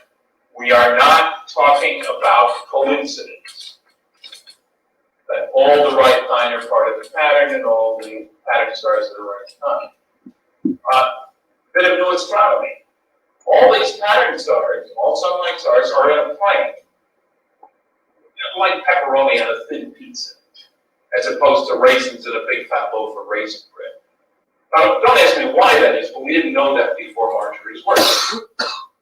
Even more intriguing, of course, is the fact that nobody doing what Marjorie did in 1968, 69 could have correctly, prior to that, could have correctly identified all the stars. Because the correct distance data on 3 of those stars wasn't known until 1968. How did Betty in 1961, a social worker who knew nothing about astronomy, have the right information on where the stars are? And nobody from this planet had that information. That would certainly suggest that with somebody who's been away from our solar system, none of us have been, so it's got to be an alien source. Even more intriguing, of course, this work tells us where those guys originate. Let's look at the next slide. Here's the sun. There's that Lisi, that's the star catalog. And there are a bunch of numbers here. 26 LY, 27 LY, that's light years. Not a AAA roadmap, obviously. Now, here's the sun. We're out in the boondocks. Behind us, there's nothing for, I don't know, 15 or 20 light years. The nearest star to the sun is 4.5 light years away. The nearest star we expect to have planets and life, say, is 11 light years away. And 36.6 light years are the base stars. It should be a flourish of trumpets. Zeta 1 reticuli and Zeta 2 reticuli. To which the normal response is, whoever heard those 2 crazy sounding stars, what could possibly be special about them? Now, it's the constellation of reticulum, the neck. You can't see it from here, you gotta go below the equator. The Greek letter Zeta, I don't name the stars. Anything special about those 2 stars? Well, it just so happens that there is. It isn't in the textbooks yet. Those 2 stars, Zeta 1 and Zeta 2 reticuli, are both sun-like stars. And they're the closest to each other pair of such stars in the whole local neighborhood. Instead of being several light years apart, as the sun is from the next star over, these 2 stars are only a few light weeks apart. They're 100 times closer to each other than our solar system is to the next possible solar system over. So far out in the boondocks, you can't see the smoke from the next guy's chimney. These guys got next door neighbors. It wouldn't be surprising if there were earlier interstellar travel, when your nearest neighbor is only 3 light weeks away, it is for them as opposed to our situation. Because you see, from a planet around one looking at the other, you can see the other star all day long. With a modest-sized telescope, you could directly observe planets around the other star. Something we have very little hope of doing from here on the surface of planet Earth. I better throw in one little piece of information. The closer to the nearest target, the more likely to go there interstellar travel. But those 2 stars are 1 billion years older than the Sun. That's quite a head start. So one would not at all be surprised if there was earlier interstellar travel there than there is here. It's a controversial, exciting, stimulating piece of work. I published the first article about Marjorie's work way back in 1972. I think it was, and I did some more at a MUFON conference right here in Kansas City in 1973. And I suggested to the editor of Astronomy magazine, a man at that time named Terence Dickinson, that he do an article about Marjorie's work. He visited her, he talked to a whole bunch of astronomers, published an article. Now let's look at the next slide and get a little handle on that. I had to focus on that, please.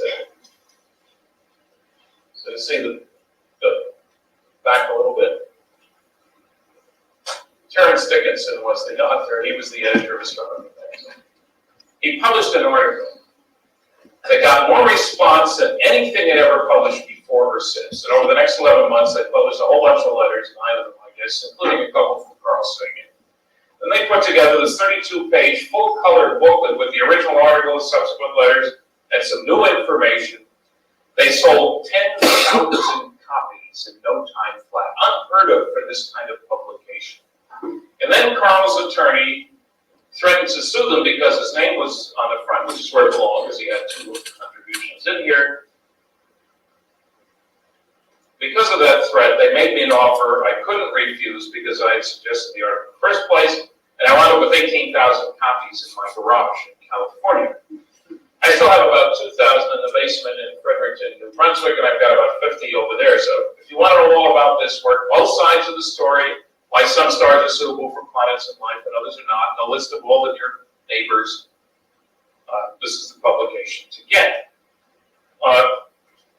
This is what's so distressing about how much Carl misrepresented this case and the star map work on Cosmos and in the Parade article and other places.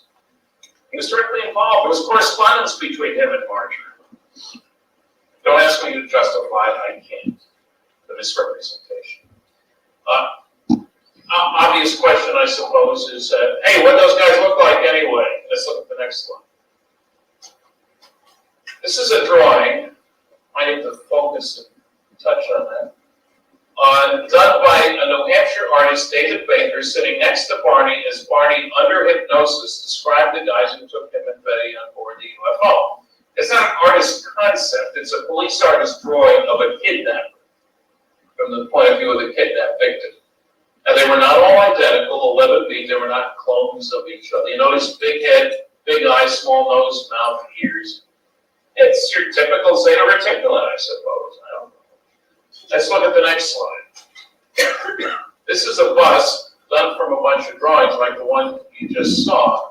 Can we sharpen up the focus on that? Just yeah, much better. This was used as a model for the mask of the actors who played the aliens on the television movie, The UFO Incident. I walked in with the slide. I don't have much good to say about Hollywood. But in this case, they responded. They started changing the shape of the clay while holding up the slide, which was kind of nifty. You know, it's your typical little gray man. Now, in this case, as in the great bulk of thousands of abduction cases, there were no souvenirs brought back. You know, I survived the zeta reticulate abduction on a T-shirt or ashtrays, napkins, matchbooks. That doesn't mean we don't have any pieces of flying saucers. It means that the abductees don't bring back any souvenirs. Which leads us quite naturally, I suppose, to what you see on the next slide. Forget the all-stars, obviously. It's this headline we want to look at. Army finds air saucer on ranch in New Mexico. This goes to high officers. Picked up last week. Dateline in Roswell, New Mexico. Now, this is the evening paper, Chicago Daily News, July 8th, 1947. Let's look at the next slide. The Roswell, New Mexico Daily Record. Roswell Army Airfield captures flying saucer on ranch in Roswell region. No details of flying disc are revealed. Evening paper, July 8th, 1947. One time zone west of Chicago. Let's look at the next slide. Another time zone west, the Los Angeles Herald Express. This is the Sunset Edition, the late racing results. Army finds flying saucer. But now we got the cover story. General believes it is radar weather gadget. Air Force says spotter picked up on ranch. You'll notice the word UFO isn't here. It wasn't used then. That's why I talk about flying disc, flying saucer. Big article, and it went down the whole first page. Roswell, New Mexico, July 8th. What's going on here? And incidentally, there are a whole slew of other newspapers, evening papers from Chicago that have the same kind of headline. I just got one in Spokane with the Sacramento Bee, a bunch of others. Okay, we needed context. It was only 2 weeks earlier that Kenneth Arnold, the pilot flying a small plane looking for a downed aircraft in broad daylight up in Washington State, June 24th, spotted 9 objects that he said flew as a saucer would if you skipped it across the water. He said they were crescent shaped. He didn't say they were shaped like flying saucers. Crescent said that. Now, much more important than the shape and the number of objects seen was that he timed their flight between 2 mountains whose distance apart he knew. And if you have distance and time, you can figure out speed. And so those things were moving about 1,500 miles an hour, which was quite remarkable since the world speed limit or speed record for aircraft was 625 miles an hour. Our first supersonic flight, about 750, wasn't until September 47. He reported this when he landed. Didn't find the airplane he was looking for. And the press picked up on it. Papers June 25th, flying saucer scene. And there were sightings over the next 2 weeks in better than 40 states and several other countries. It's big time news. Now, there was some silliness, of course. It's motes in the eye. It's the fear of nuclear war. Some of the same silly privilege today. Don't bother me with the facts. My mind's made up by people making pronouncements who haven't looked at any of the evidence. Some of the military took it quite seriously now. There were planes on the West Coast with cameras, pilots had cameras, who went up. We're flying around looking for flying saucers, trying to get better pictures. Anyway, in early July, probably the 2nd or 3rd, a rancher 75 miles northwest of Roswell, a guy named Mac Brazel, sheep rancher. It's the Foster Ranch he operated. Way out in the boonies, heard a tremendous explosion in the middle of an electrical storm. They have spectacular ones there. And he was sure it wasn't thunder. The next morning he goes out, check on the water pumps. Water is very important in New Mexico. He comes across an area 3/4 of a mile long, a few hundred feet wide, strewn with pieces of very strange stuff. He'd been there just a couple days before. The stuff certainly wasn't there then. A lot of it was a foil-like material, no piece figured about like that, but you could crush a small piece, but it would come back to its original shape when you released it. You couldn't tear it, though. Couldn't cut it, pocket knife, that sort of thing. Later on, people tried to break through with a sledgehammer, couldn't do that. There were a lot of I-beam-like pieces, about a half-inch high, the shape of a capital I, just like steel construction beams, only small. About the weight of balsa wood. Extraordinarily light. Except you couldn't cut them, break them, burn them, and there were strange passed out symbols along the inside of the earth. This stuff was weird.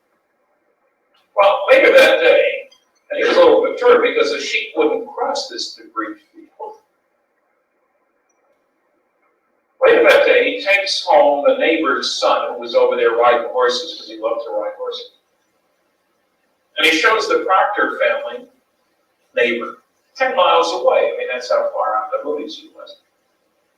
Shows them some of the pieces of the material, and they're important because they're still alive.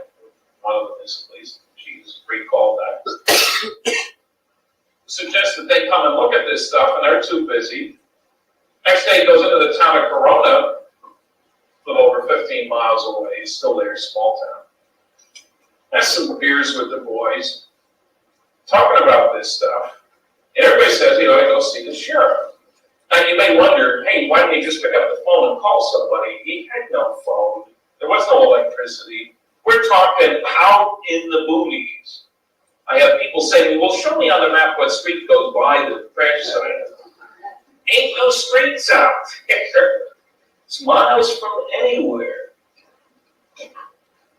Everybody's saying go see the sheriff. So on Sunday, July 6th, he goes into Roswell. It's a long haul because part of it's cross country, right? Just across the desert now. Takes his old pickup truck and throws some of this junk in the back. Stops at the sheriff's office, Sheriff Wilcox. The sheriff takes one look at it, and obviously this is weird. Calls Roswell Army Airfield, the local military base, talks to the intelligence officer.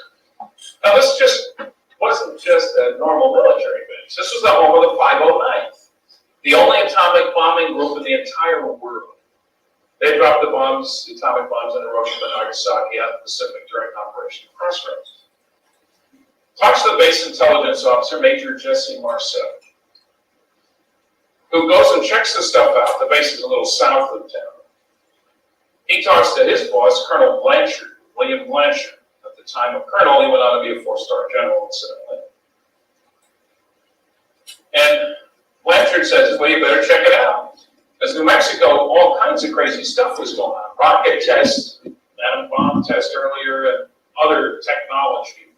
More money spent per capita in New Mexico on advanced technology than any other state, even then. Anyway, he gets instructed to take one of the counterintelligence corps guys with him. Now that's important. If there was one state the Russians could be sure, that the Americans could be sure the Russians had spies, it was New Mexico. White Sands missile range, 4,000 square miles, firing Waller, captured German B-2 rockets. Sandia National Laboratory in Albuquerque, Kirtland Air Force Base, Los Alamos National Laboratory, Sandia and Los Alamos, 2 of the 3 nuclear weapons labs. They only, even today, spend only $1.2 billion a year each. Major high-tech work. Helmand Air Force Base used to be LaGuardia Army Airfield. And of course, Roswell, at that time, the base was closed in the 60s. It isn't there, but we took off from the 13,000-foot runway yesterday. It is still there. It's a big base. Okay. Jesse goes out with the counterintelligence corps guy. You gotta go out with the rancher, because there's no way to tell somebody where this place is. It's in the middle of nowhere. They take their sleeping bags, they get a can of beans, as Jesse told me. For the night. Next day, the ranger takes them out to the area. They fill 2 vehicles with as much of this stuff as they can hold. And Jesse is mystified. They're leaving most of it out there, incidentally. They couldn't possibly hold it all. He's mystified because there's no crater. Here's all this stuff strewn over this large area. But normally when an airplane crashes, you take a hole in the ground and you spill a lot of wreckage around. Not only was there no crater, there were no propellers, no vacuum tubes, no nuts and bolts and wire and stuff like that. He figured something happened that had to happen up in the air, otherwise there would have been a crater. It's late at night by the time he gets back to Roswell.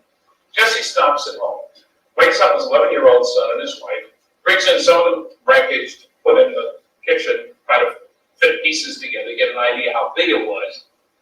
No luck doing that. Now the son is important. Jesse is dead now, 1986. His son was then a bright 11-year-old. He's now a medical doctor, a flight surgeon. That served on military aircraft accident investigative teams. A pilot himself was shot down in Cambodia. He knows wreckage. Jesse has never seen anything like this, especially those strange symbols. Okay. Jesse Sr. goes to the base of the mission, reports to Colonel Blanchard. And the colonel gives two orders.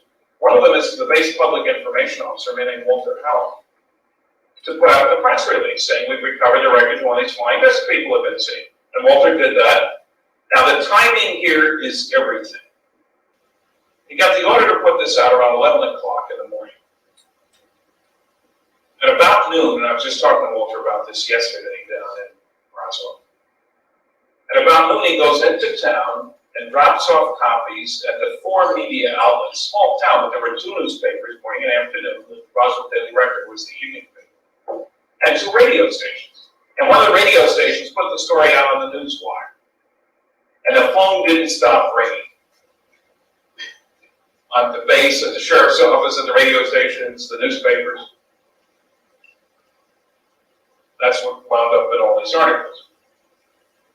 The other order he gave, Colonel Blanchard, was to Jesse Marcel, the Plane 9 crew, to take him and the stuff up to Wright Field in Ohio. That's where captured enemy equipment is supposed to go.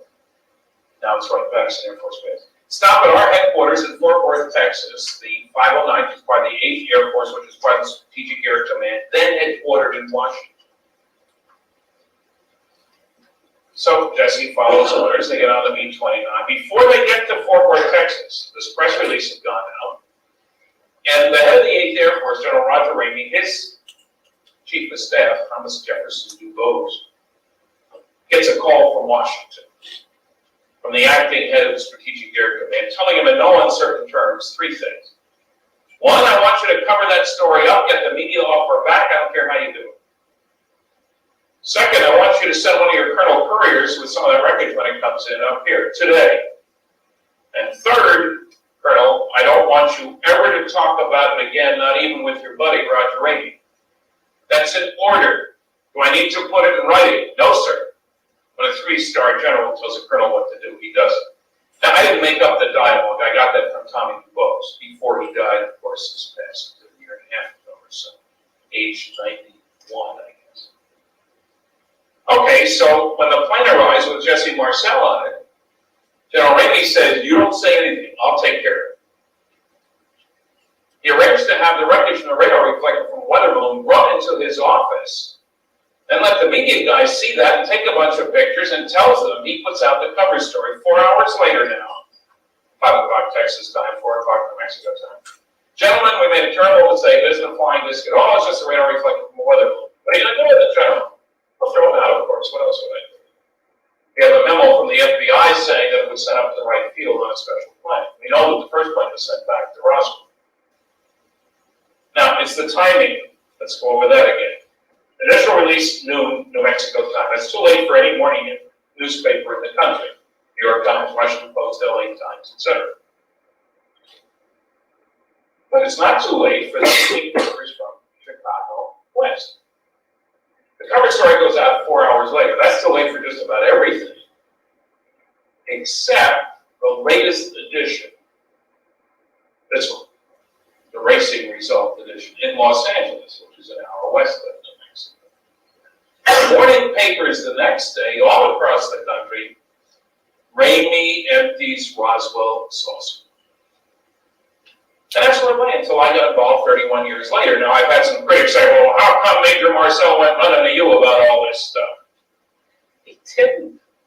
I was at a television station in Baton Rouge, Louisiana, doing my 3rd interview, and we had to wait for the reporter, station manager, Johnny Allen. Out of the blue, he's giving me coffee. He's glad that I'm staying. I'm speaking that night at Louisiana State University, and this is kind of promoting. Out of the blue, he says, you know, the guy I got to talk to is Jesse Marcel. Who's he? Well, he handled pieces of one of those saucers when he was in the military. That got my attention, all right. What do you know about him? Is he alive? You know, respectable. Oh, yeah, we're all ham radio buddies. He lives over in Houma, which I had the faintest idea where Houma was. It's on the way to nowhere. I mean, I've been there since, but it's not too far from New Orleans. Okay, I called Jesse the next day. That got me started. He didn't remember the date, but he said his picture was in lots of papers. Gave a lot of the details. Not too long thereafter, I was up in Bemidji, Minnesota. Another story about a crash saucer in New Mexico, this time with bodies. Jesse said nothing about bodies. This is from a man who said that a civil engineer named Barney in New Mexico, quite a ways west of was out working in the field. He was a soil conservation engineer. He used to help ranchers with dams and storage for water and stuff like that. That Barney had told these people that he had stumbled across one of these saucers stuck in the ground with bodies alongside it. And an anthropology group was there, and then the military came up and shut everybody up. There was a third story. A colleague of mine, William Moore, who lived in Minnesota, with whom I shared that story. It was an autobiography of an English actor who, when driving across the country from the West Coast to the East Coast, heard a radio broadcast while going through New Mexico about a crashed saucer, and was astonished to find when he got to the East Coast that there was no story. Well, he could pin down the date. And my colleague, William Moore, went to the University of Minnesota Library early July. Started going through the newspapers and, of course, found some of these stories. That kind of started on the research. By 1980, we talked to 62 people. Book came out, the Roswell Incident, by my colleague William Moore and Charles Berlitz. Berlitz guided the Bermuda Triangle nonsense.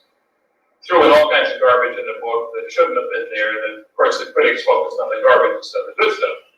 And Berlitz didn't care because the book was published in 11 countries. He can speak 30 languages. And the Bermuda Triangle book had been so successful, what do you want to do this time? Charles will write you a check. But nobody paid attention to the book. Now, the thing about the articles, of course, they gave us names. Misspelled. Walter House name spelled 4 different ways. And, a lot of bad stuff, but they gave us Dubos's name. And they gave me a check independently on what Major Marcelli told me. You're the newspaper. I've been in his home, never found any conflict between what he said and what any other evidence showed. You don't get to be the intelligence officer for the only atomic bombing group in the world by being some kind of an idiot.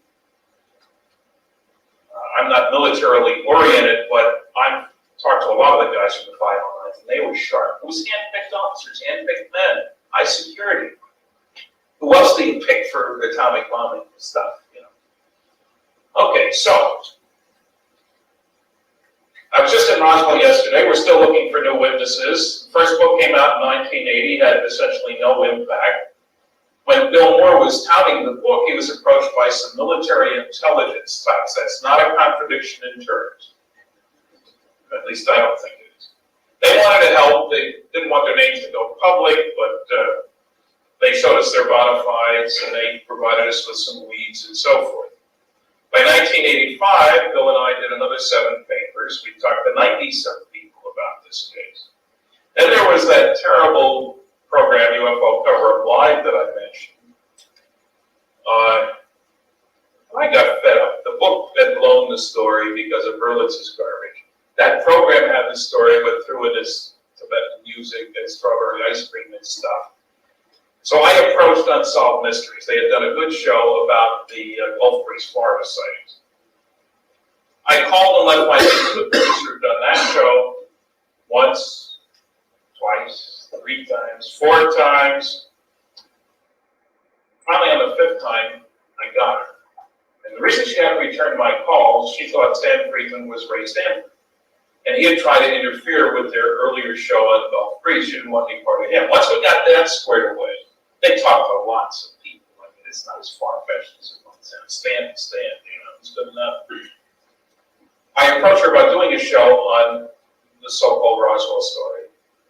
And after sending her a bunch of material and meeting with them in California, they hired me as low-fee consultant on the program. They decided to do a show about Roswell. How many of you saw the Unsolved Mysteries program about Roswell? It's first on in '89, it's been on several times since. Quite a few. And because of that show, we got a lot of new witnesses. They had 800 number. And nobody mentioned the Berlitz Moore book. But a lot of people said, well, Uncle Bill told me that. that story very quietly one night. And Cousin Joe and neighbor John and all this sort of thing, they all thought the story was still classified. And that's what eventually led to the book by Don Berliner and myself, done in 1992, Crash at Corona. So let's look at some pictures related to this story. Let's look at the next slide. Here's what it looks like out there. You see why I say desert and featureless and stuff like that. How do you describe to somebody, 5 miles that way and 8 miles that way, when you've driven cross country to get there? You really don't know the distances that way. Let's look at the next slide. This is Major Marcel with some of the phony baloney radar reflector from a weather balloon stuff here. Next slide. General Ramey and Thomas Jefferson Dubose, the man who told me about his conversation with some of the phony record. Conversation with the head of Strategic Air Command. Next slide. Here's an original book. I can't remember a time when there was more garbage being published in the last few years about UFOs, but it's kind of interesting. In a book called Out There by Howard Blum, who had worked for the New York Times, he tells the story of this event by saying that Berlitz and Moore did the story, Roswell Incident, then they had a falling out. Berlitz went off on his own, did a triangle book, and Bill Moore brought me into the picture. It's a New York Times reporter who starts off his book by saying everything in there has been checked and double-checked. The fact of the matter is, Berlitz did the Bermuda Triangle book in 1974. This book came out in 1980. I brought Bill into the picture. He brought Berlitz into the picture. Here's a New York Times reporter. I mean, that's touted on the back of the book. He doesn't work for them anymore. I can see why. That's one of 50 different mistakes in the book, but it's kind of aggravating that you become a non-person by somebody who can't bother to check anything and who claims he's got everything right. This didn't come out in paperback until 1988, which shows you it didn't have much input. Let's look at the next one. This is Sampo Henderson. Now, for those of you who saw the Unsolved Mysteries program, she was in it. Her story was in the MUFON Journal, the Mutual UFO Network Journal, but the guy who wrote it wouldn't tell me where she was. The story briefly was that in 1982, her husband, Happy Henderson, a pilot at the base, had told her after seeing an article in a newspaper about a cracked saucer in New Mexico in 47 and bodies and stuff, 2 years after the book came out, that he'd always wanted to tell her this story, but it was classified, but if it's in the newspaper, it must not be classified anymore. He flew some of that wreckage to right field, and he saw the bodies. Now, that's already been published in a MUFON Journal. I wouldn't tell me where she was. Unsolved Mysteries Paid with Freight. I found her. I'm a good detective. What I was looking for was names of other people to whom Pappy might have spoken, because he died in 86 as well. She gave me several names. One of them was his World War II bombardier, retired Air Force colonel, no less, who wrote me a beautiful letter extolling Pappy's virtues as a pilot, squadron leader, and all that stuff, and much more important, saying that at their reunion in 1981, Happy had told him the story. Now, after the show was on, I talked to Sappho, and she said, somebody else had been talked to like Happy. I didn't know that, but after the show, a mutual friend said, oh, John knew about this too. So I called John, and it turned out he did it. And on his honor as a former naval officer, Pappy had told him in 1978. Much more intriguingly, in 1979, I pulled a piece of the wreckage out of his pocket and handed it to him. Took it back, too, unfortunately. But it was like a combination of plastic and metal, very strange stuff. And they both had a mutual interest in exotic materials. So, I don't know where the wreckage piece is, but it gives me confidence that somewhere out there, there's some former military guy who might have a piece of the wreckage and might be willing to part with it. Next slide. There's the man at the desk, John Kromschroeder. Next slide.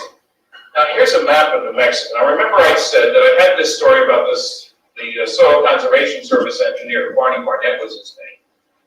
Now to give you some idea of the lay of the land, now New Mexico is the 5th largest state. Roswell's down here. Albuquerque's over here. The crash site near Corona is here. The White Sand Missile Range, incidentally, covers an area about like this. 100 miles long, 40 miles wide. Here's Socorro. The Barney Barnett story, we talked to relatives and neighbors and his boss and so forth, took place out here somewhere in the plains of St. Augustine or St. Augustine, 4 different spellings. A weird area out here. Now this had bodies.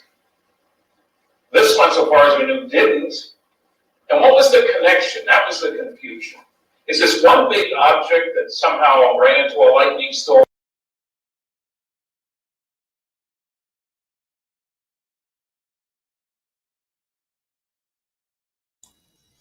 Okay, so that is the first part of the lecture, and we are going to go ahead and bring you the next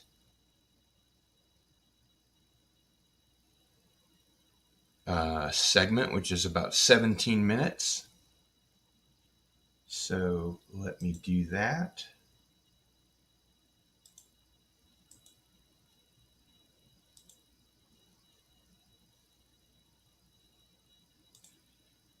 Again, I apologize for the interim issues. Can you all hear me out there? I did want to, in between, show you the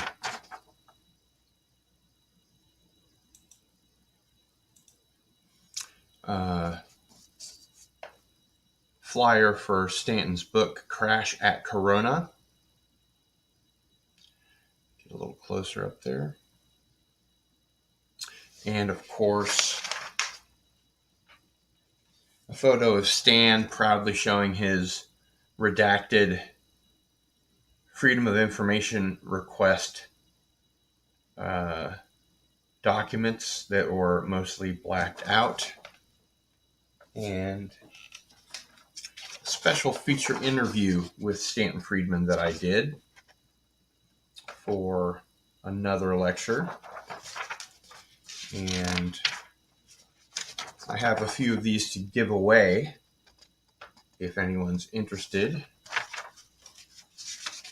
Just send me an email, gil@sunflower.com. That's Gil with 1 L. And we will get it out to you.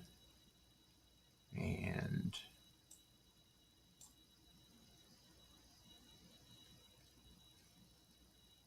days, because if I stayed over Saturday, I'd save them $600. It also gave me a chance to talk to more witnesses, which was the point, of course. And while there, I solved this mystery of what's the connection. Because I found a mortician, found out that the base didn't have a mortuary, it's a big base. Talked to an old doctor in town, and he said, well, one of the morticians that I recall at that time was a guy, he gave me a name of a town in New Mexico. excellent. Called that guy, he said, no, I didn't handle any stuff out of the base, but you gotta talk to this guy, Lucas, I think, was his last name. And when I called him, he said, no, he didn't start at the funeral home that had the base mortuary contract until early 48. The guy I wanted to talk to was Glenn Dennis. He told me where he was. So I called Glenn Dennis. It was perfectly clear that he knew something, because he asked strange questions like, don't understand why they kept it secret all this time. But he wouldn't tell me what it is that they kept secret. He's a very quiet kind of guy, and mortuary guys, as you know, are pretty closed-mouthed. They don't go spouting around the town all the things they find in the mortuary, for obvious reason. Anyway, when I was down there for the Unsolved Mysteries program, August of '89, I called Glenn, and he said, come on out, we'll talk. One of the strangest conversations of my life. He was running the dining room out at the historic Wortley Hotel in Lincoln, New Mexico on Billy the Kid Day. The only day the whole darn year when there's any traffic or people in Lincoln, New Mexico. And was weird. I'm taping, and there's a mariachi band playing in the background. He's running the dining room at this place, and he's spilling his guts for the first time. I mean, listen to the tape, it's kind of funny, that's all. Anyway, the story he told was this, so two important parts. One is, he had several calls from the mortuary officer at the base, and this was a dirty job that nobody wanted. This wasn't a doctor or anything. Asking him strange questions. What fluids, how do you preserve bodies without affecting later analysis of the body fluid? You know, the standard embalming fluid, bother things or whatever. What's the smallest sealed casket you have? And how many do you have? And Glenn had worked on a number of plane crashes. The biggest one, two planes that crashed into each other, 22 bodies down there, in one heck of a mess. And Glenn had told me, but you know, sometimes you could fit a body if there'd been explosives up in a 2-gallon jug. There's nothing much left. And so he, says, well, you want me to come out and start our regular procedure. There's a standard procedure to follow if there's a plane crash and bodies and so forth. Identification and notification and all this kind of stuff. No, this is all hypothetical. And besides, the bodies weren't in the wreck, but they were out in the sun for several days, which sure as heck means they would have stunk to high heaven. Okay, he goes through all these questions. Still, the guy won't tell him what's going on. Later that day, he drives an airman out to the base. He drove the hearse, which doubled as an ambulance. That was common in a lot of towns at that time. Drops an airman off at the base hospital. He's home alone on the base.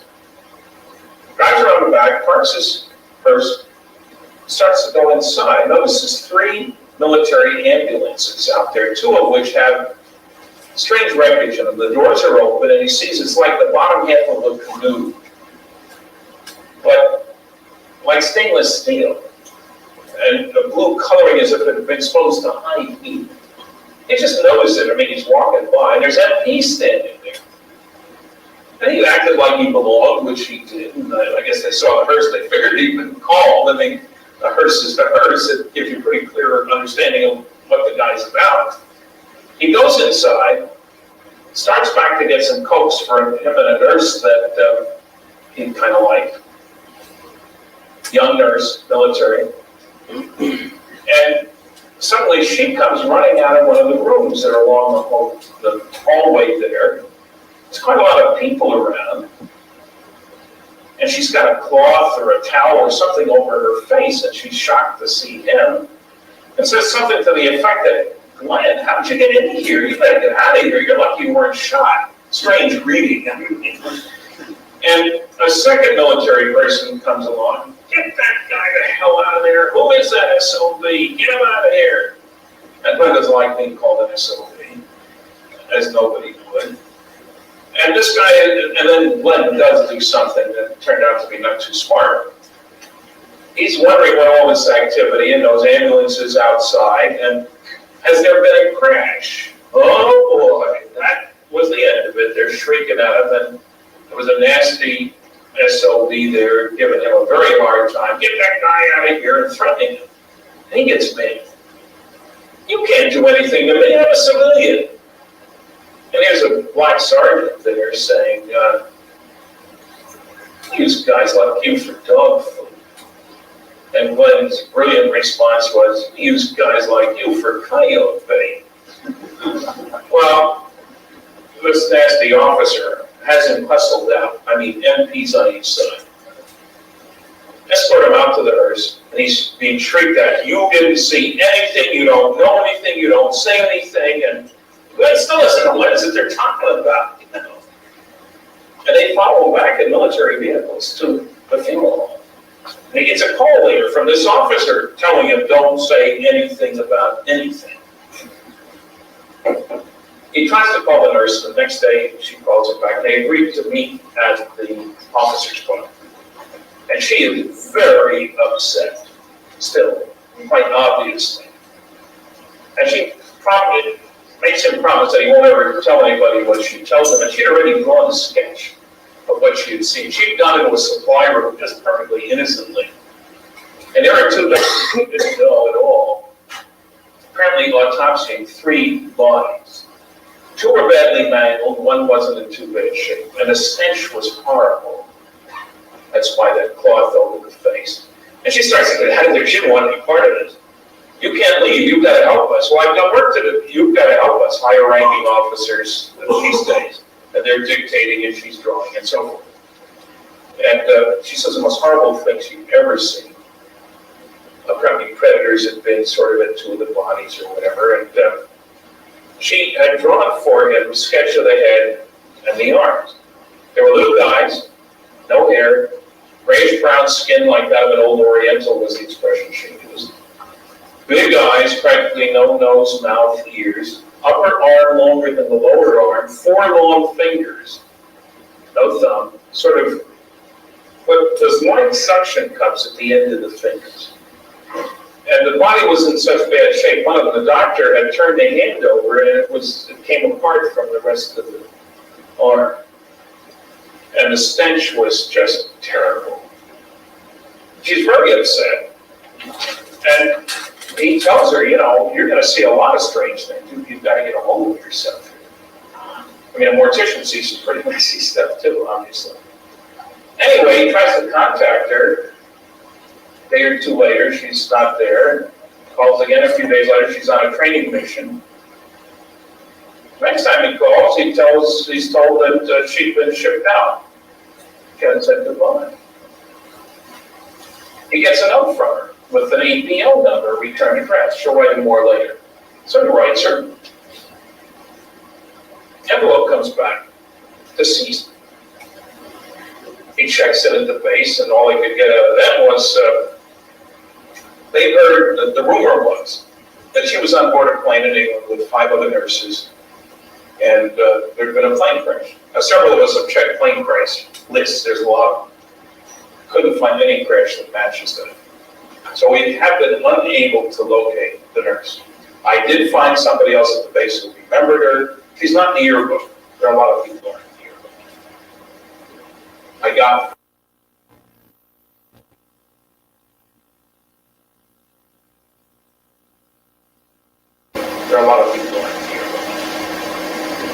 I got from Walter Howell a copy of the yearbook. So she was real. Found somebody else in the medical group who remembers her, described her the same way Glenn had without any prompting from me. So anyway, there's Glenn's story. Now, why do I say that this resolves some of the mystery? Well, okay, now we got bodies, which certainly had to be from the Corona site. Because the other site, they would never have taken bodies from over here over to Roswell. Because this was an operating military base, a SAC base. No scientists, but there were scientists at Alamogordo Army Airfield, now Holloman at White Sands Missile Range, at Sandia, at Kirtland, quick call up there. They wouldn't have been taken here. So now we got 2 sets of bodies, and one of the witnesses to what came down over here said that there was a big gash in his side, like 2 parentheses facing each other. Now, if you picture 2 saucers twiddling along and something goes wrong and whammo, in the first place, how do you penetrate through incredibly strong material except with other similar material, like you cut a diamond with a diamond kind of thing? And how long does it take? You know, and normally mid-air collisions are not symmetric in the damage. That is, one might make it almost intact, and the other one might blow up. Something goes wrong. Maybe a crew compartment, those canoe things, whatever. So now I think you can make a much stronger case for 2 separate sets of bodies. Nobody said these bodies over there smell. It takes a while to develop the smell, even in the New Mexico desert. But if it happened at night, at least you're in a cooler part of the day, it's very dry and so forth and so on. Okay, let's look at the next slide. This is what it looks like. I sit out in the plains of St. Augustine. It's a weird area. It used to be a lake bed. 5,000 years ago, it was covered with water, so it's flatter than a pancake. At an altitude of 6,800 feet, mind you. And surrounded by mountains, you can only see some of them vaguely here. Some of the mountains go as high as 9,500 feet. And those little white dots, this is the location of the world's largest radio telescope now, the very large array. There are 28 dishes, 80 feet in diameter, those things are, on a Y-shaped track, 13 miles along each track. Much easier to build when you're totally flat. And the reason it's there is not because they recovered a flying saucer, but because with those mountains around this place, in this very remote area, there's very little radio waves in there. Earthling interference is minimal, to say the least. It's a spectacular kind of place in the sense of the sky changes rapidly. Let's look at the next slide. Now, a witness who came forward and has been viciously maligned and did some bad things too, but anyway, he claimed he was there. I contacted him, or he contacted Unsolved Mysteries, and I called him. 6 years old, he was there with his family, much older brother, father, uncle, cousin. They were out in the plains, and the story hadn't done the Unsolved Mysteries program hadn't been quite right. But he describes how they're looking for Moss Agate. They go down a little arroyo out in the plains there.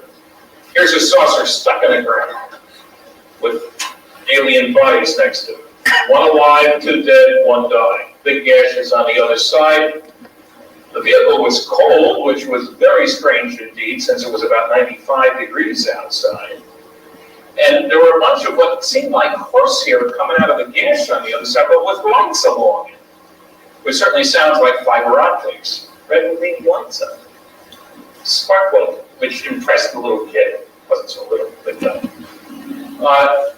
and he's telling me this story on the phone. This is after the rebroadcast of the program, and then he really hit me, because he said, then the military came up. He mentions an archaeology group and somebody else in an old vehicle, probably Barney Barnett, but he said the military came up suddenly, and there was a black sergeant and a nasty red-haired SOB officer whose face he would never forget. Now, he had no way of knowing that just 2 weeks earlier in my second in-person conversation with Glenn Dennis in Roswell, Glenn had, at my request, described the people who were giving him the hard time. And he had mentioned the black sergeant already, and his great dialogue, you understand. And he had told me that the officer who was there certainly wasn't from the base. He never saw him before or since. But he was a nasty, red-haired SOB, and I haven't even transcribed the conversation.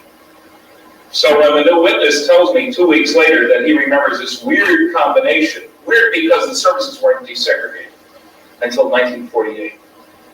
So a black sergeant and a white officer working together was kind of an unusual combination. On a later trip down there, I was speaking to the old-timers group of White Sands Missile Range. We were talking about security in New Mexico. And this witness had said that his father worked for Sandia and thought that some of these military guys came from Sandia National Laboratory, high security place. And I'm talking to these guys at White Sands Missile Range who say, yes, indeed, it was high security. You could go from Sandia to Kirtland, but you couldn't go the other way. They said there was a triple fence around it, usually 2 of the fences electrified, and there were dogs there, and he was making a funny story because one day the guard comes in early in the morning, they find 2 drunken, I'll use the term wetbacks, that's the term he used, that's not a pejorative, I'm not making any judgment here. But they couldn't understand how did these guys get in here without the dog devouring them or being electrocuted by the fences there. So we got dogs. Now that's important because I met a guy, a sergeant, a black sergeant with a sack face, who handled the dog detail. Now he told me about a sighting of a saucer going right down the road with his sack face, incidentally, and disturbing the dogs, and disturbing a lot of other people as well. So that makes sense out of this crazy comment about using guys like you for dog food. The guy probably worked with dogs, which would mean he handled a lot of dog food. So it just seems to tighten up the story a little bit. And no, we haven't been able to find any of those people. Now, let's look at the next slide. This is a close-up of that. 2 dead, 1 died, 1 alive. Let's look at the next one. This is a drawing, same witness. He too, independently, 4 long, skinny fingers. He said probably make a good violinist. Big eyes, big head.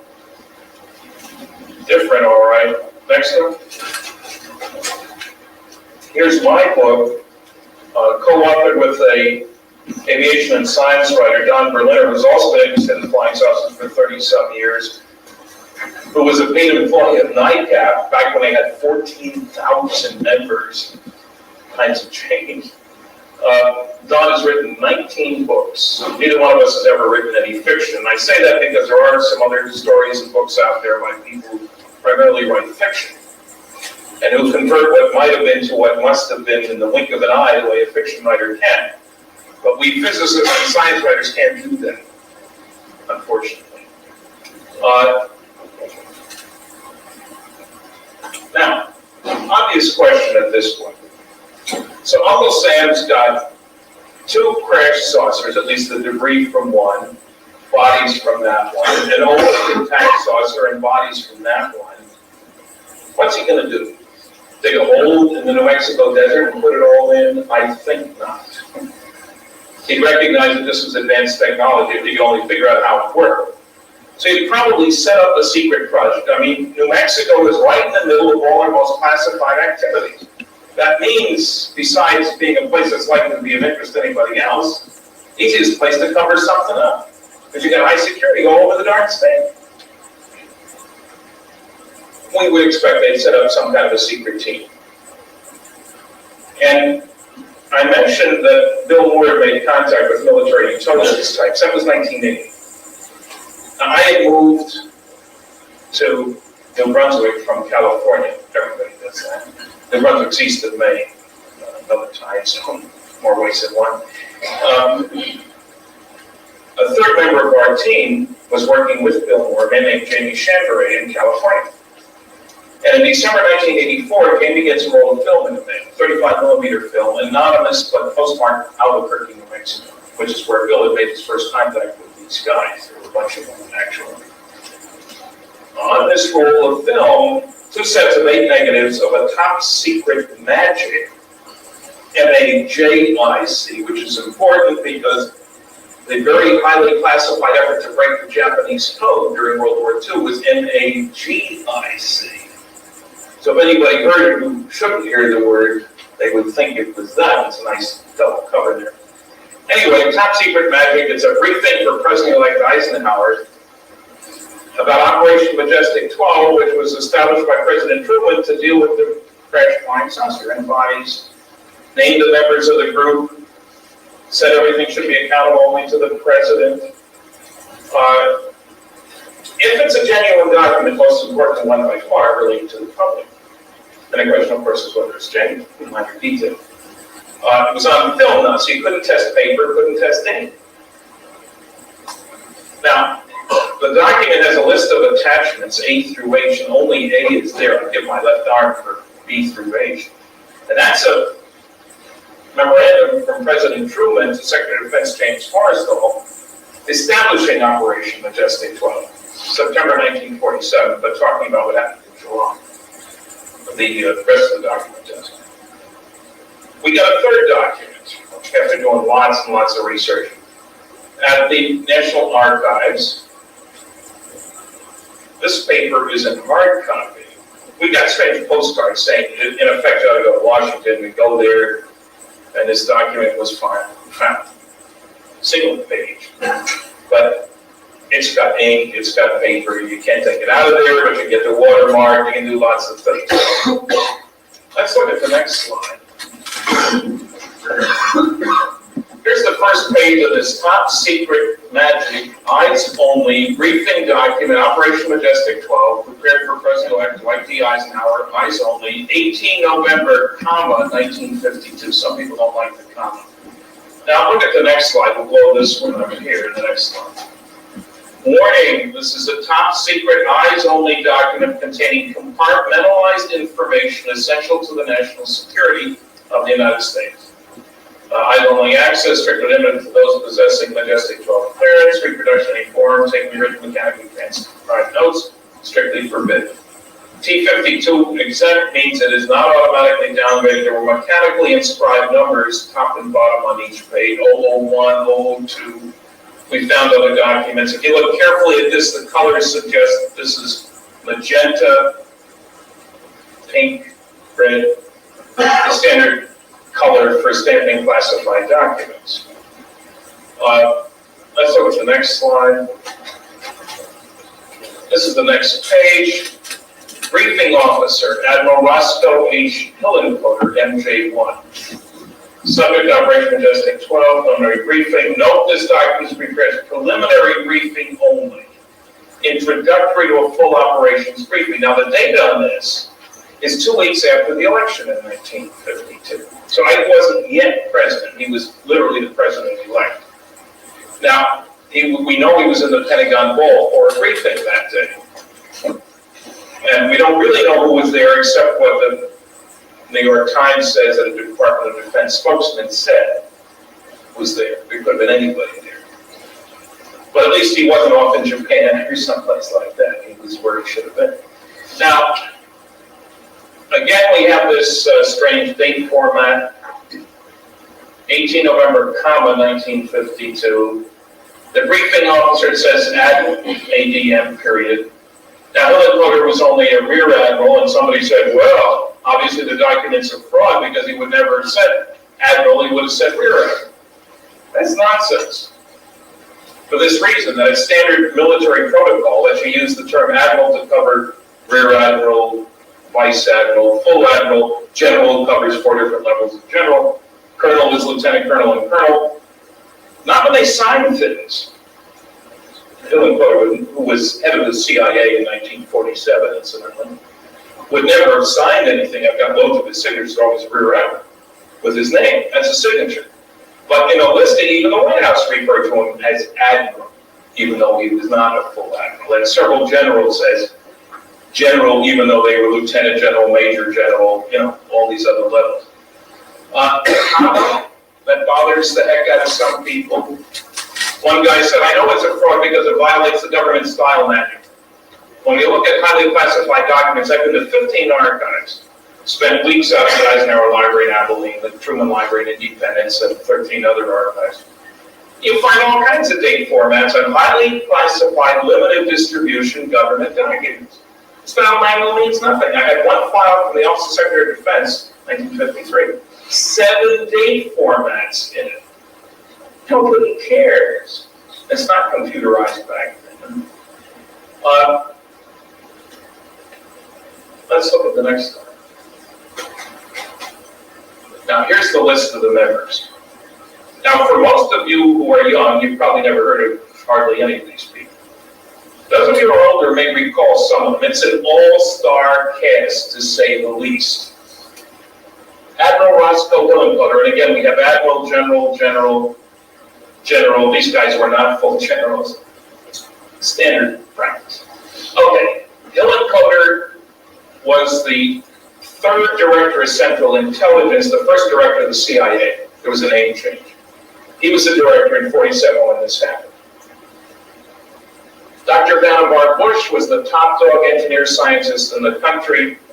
During the war, World War II, head of Office of Scientific Research and Development. They developed the atomic bomb, Manhattan Project, proximity fuse, radar, and 87 other technical projects. He had 30,000 engineers and scientists under him. He had been at MIT, was head of the Carnegie Institution in Washington, had an open door at the White House with Roosevelt and later with Truman. He was president of the first atom bomb test, too. So, of course, in New Mexico, naturally. Forrestal was the 1st Secretary of Defense. He'd been Secretary of the Navy. The asterisk is because he died in 49, committed suicide. And what it says down here was that he was replaced by Walter Beadle Smith, who was the 4th Director of Central Intelligence. As a matter of fact, the head man of Central Intelligence at the time of this memo. And he was in charge of briefing Ike on high security affairs. We can prove that with letters and so forth. Twining was an Air Force general, head of the Air Materiel, commanded Wright Field, which is where the wreckage went. And later was Vice Chief of Staff of the Air Force, Chief of Staff of the Air Force, and Chairman of the Joint Chiefs, a very distinguished military career. over a long period of time. He also had planned to be in Washington State and had to cancel the trip and wrote a letter to somebody saying they had to cancel the trip because something of extraordinary importance had come up. And I've been doing a lot of traveling lately. Where was he? New Mexico. Went down there on July 7th, stayed there until the 11th, and was not only at Alamogordo Army Airfield and White Sands Missile Range and Kirtland Air Force Base, but also at Sandia Base during that. And we connect him with flying saucers because he's quoted in the newspapers and because he wrote a memo about them a little later. Vandenberg was sort of half a step ahead of Twining. He was the second chief of staff of the Air Force, developed stomach cancer and died. That's when Twining took over. Twining was one step down from him. Much more important, though a lot of people don't seem to realize, he was the second director of Central Intelligence. Gronk, now one English quote researcher unquote said, well, that's an obvious pseudonym, Detlef Gronk, come on. It wasn't an obvious pseudonym, he was one of the outstanding scientists in the country. Chairman of the National Academy of Sciences, Chairman of the National Research Council, President of Johns Hopkins University, President later of Rockefeller University, served on half the committees in Washington. What was his specialty? Aviation physiology. Head of the biology research team under aviation biology research team under Bush during World War II. Who better to show bodies to than a guy who's concerned with aviation biology and physiology? Hunziker was at MIT, head of the old NACA, the wind tunnel guys, that later became NASA. One of the Rosebreaker and nautical experts, if you will. Sidney Sowers, nobody's ever heard of him, except he was the first director of Central Intelligence and the first executive secretary of the National Security Council. Gordon Gray had been Undersecretary of the Army, Secretary of the Army, and then did all kinds of special things for Truman and Eisenhower, demanding high security. Head of the Psychological Strategy Board of the CIA. Ike's National Security Advisor for 2 years. Head of the 5412 Committee, which most people have never heard of. That was the most classified committee in Washington. They made the decisions on all the covert activities. You know, illegal flights of U-2s over the Soviet Union. They were the guys who handled all that stuff. Their work was too classified to be presented to the National Security Council, to the whole council. This is mentioned in other books. Then there was the fly in the ointment, Dr. Donald Menzel, Harvard astronomer, total debunker about flying saucers. How could he possibly be a part of such a team? Obviously, the documents are fraud. This was read to me on the phone, and boy, was I mad, because I didn't like Menzel. Now, all these guys were dead. The last one dying 3 months before we got the document, which was very convenient. But because of Menzel, I was ready to toss in the towel on this thing. Now, Montague was Twining's West Point classmate. He was head of Fort Bliss in New Mexico, Texas, where all the German rocket scientists were. And this very week, we had found he was made head of the Armed Forces Special Weapons Center at Sandia Base. Again, keeps coming up here. And Berkner was a great scientist, second to Bush at the Carnegie Institution. That left us with Menzel. And as I say, I was mad, except the more I went over this thing, when I heard more about what was in it, whoever did this thing knew an awful lot, it seemed like. So maybe I better check it out. I located a lot of Menzel files, had to get permission from 3 different people to get access to his files at Harvard. You couldn't walk off the street and find this out. And I get there, and I saw nothing that was obviously connected with what I was looking for, but there was a file, correspondence with Jack Kennedy, who, as it turned out, had President Jack Kennedy, who had been on the board of overseers at Harvard, and the area of interest he had was astronomy, so he'd gotten to know Menzel. And during the election campaign of 1960, Menzel wrote him saying that, among other strange things, that he, Menzel, had a longer continuous association with the National Security Agency and its Navy predecessor of anybody in the country, 30 years. When we are properly cleared to each other, he says to Kennedy, I can tell you more And he mentions in some of the stuff that I found that he had a top secret overt clearance with the Navy. I found out that he had taught cryptography before the war. That he had learned Japanese to help break the Japanese code. Also, he had written science fiction.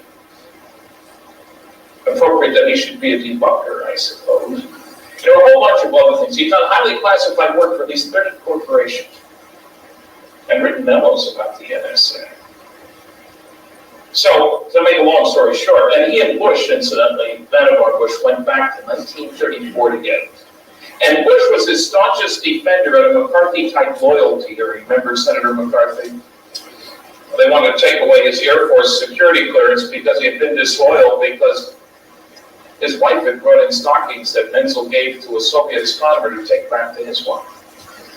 He had led an eclipse expedition to the Soviet Union in 1936. And in 1942, the friendship dinner, he had said nice things about the Soviet Union when they were holding off the Nazis in Stalingrad. This made him disloyal. It was the worst experience of his life, he said. And Bush was his staunchest defender.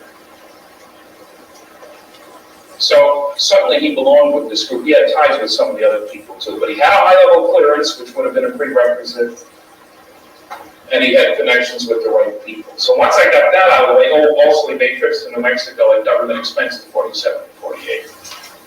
Not at university expense, at government expense, federal government.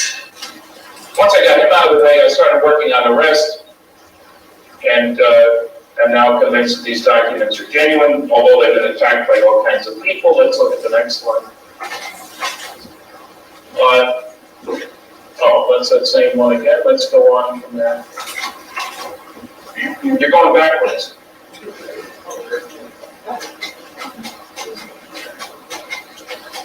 There we go, stop.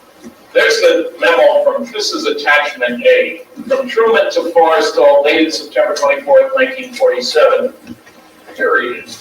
And it just authorizes Forrestal to proceed with Operation Majestic 12, and the ultimate disposition of this matter should rest solely with the office of the President, following appropriate discussions with yourself, that's Forrestal. Dr. Bush, no connection with George, and the Director of Central Intelligence, who of course was Helen Coder at that time.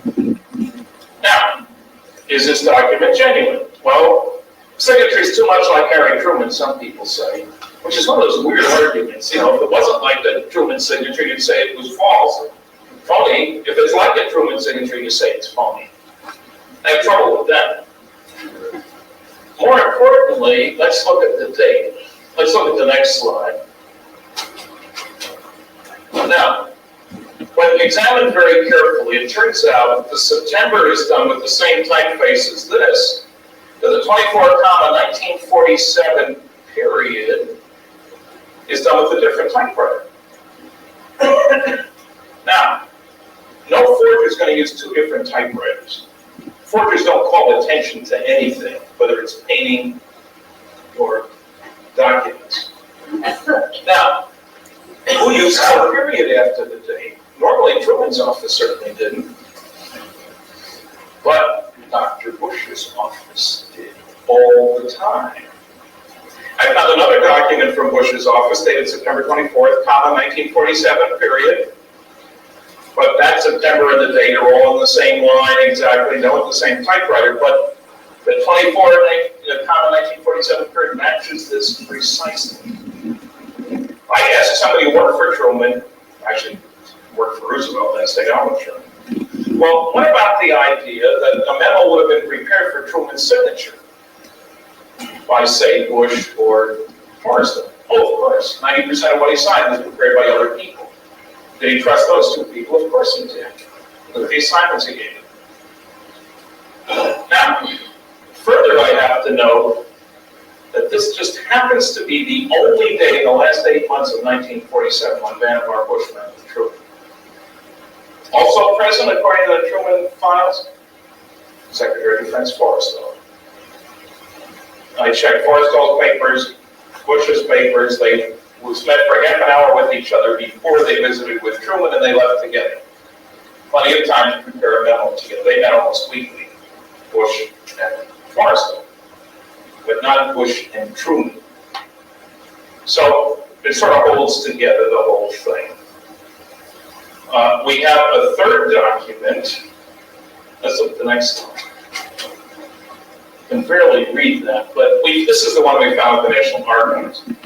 And there is a watermark which you can't see here. It's just a memorandum for general Twining again.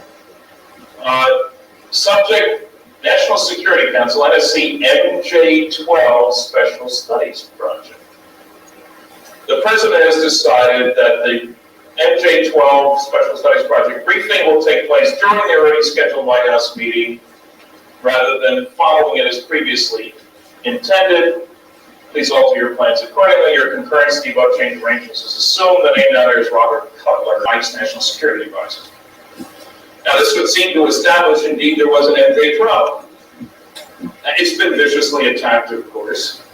A lot of little details here. This is a red pencil mark. I was at the Eisenhower Library over in Abilene and began to notice a bunch of documents with a slant red pencil mark through the security markings. I asked the archivist, what is this for? What does it mean? He said, oh, we're supposed to do that when we're going to declassify something. Slant red pencil mark. Now, who knows that? The noisy negatives don't go to the Eisenhower Library. Now, some people say, well, wait a minute, documents of fraud, Cutler wasn't in the country at the time. That's true. Unfortunately, there's no signature and no /S/ as we found other memos from him. And as a matter of fact, we found a memo from Cutler to the head of the National Security Council saying, keep things moving out of my basket, my in-basket, while I'm gone. And it took me 3 years to get another memo from the NSC guy, James Lay, to Cutler while Cutler was overseas, saying, hope things are going well, we're trying to take care of things for you, basically. And I checked with the guy who worked for Truman, who said, of course he would have handled that for Cutler. Then I found out that James Lay had talked to Ike twice that day. Now, even more important from a sort of pragmatic viewpoint is the fact that this memo made me $1,000.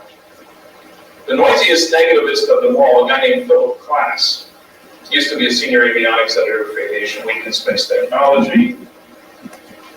He challenged me about this document. Perhaps I hadn't noticed that it's done in a large pipe type. But, he said, the tradition at the White House was the small 8-league type. He had 9 samples to prove it.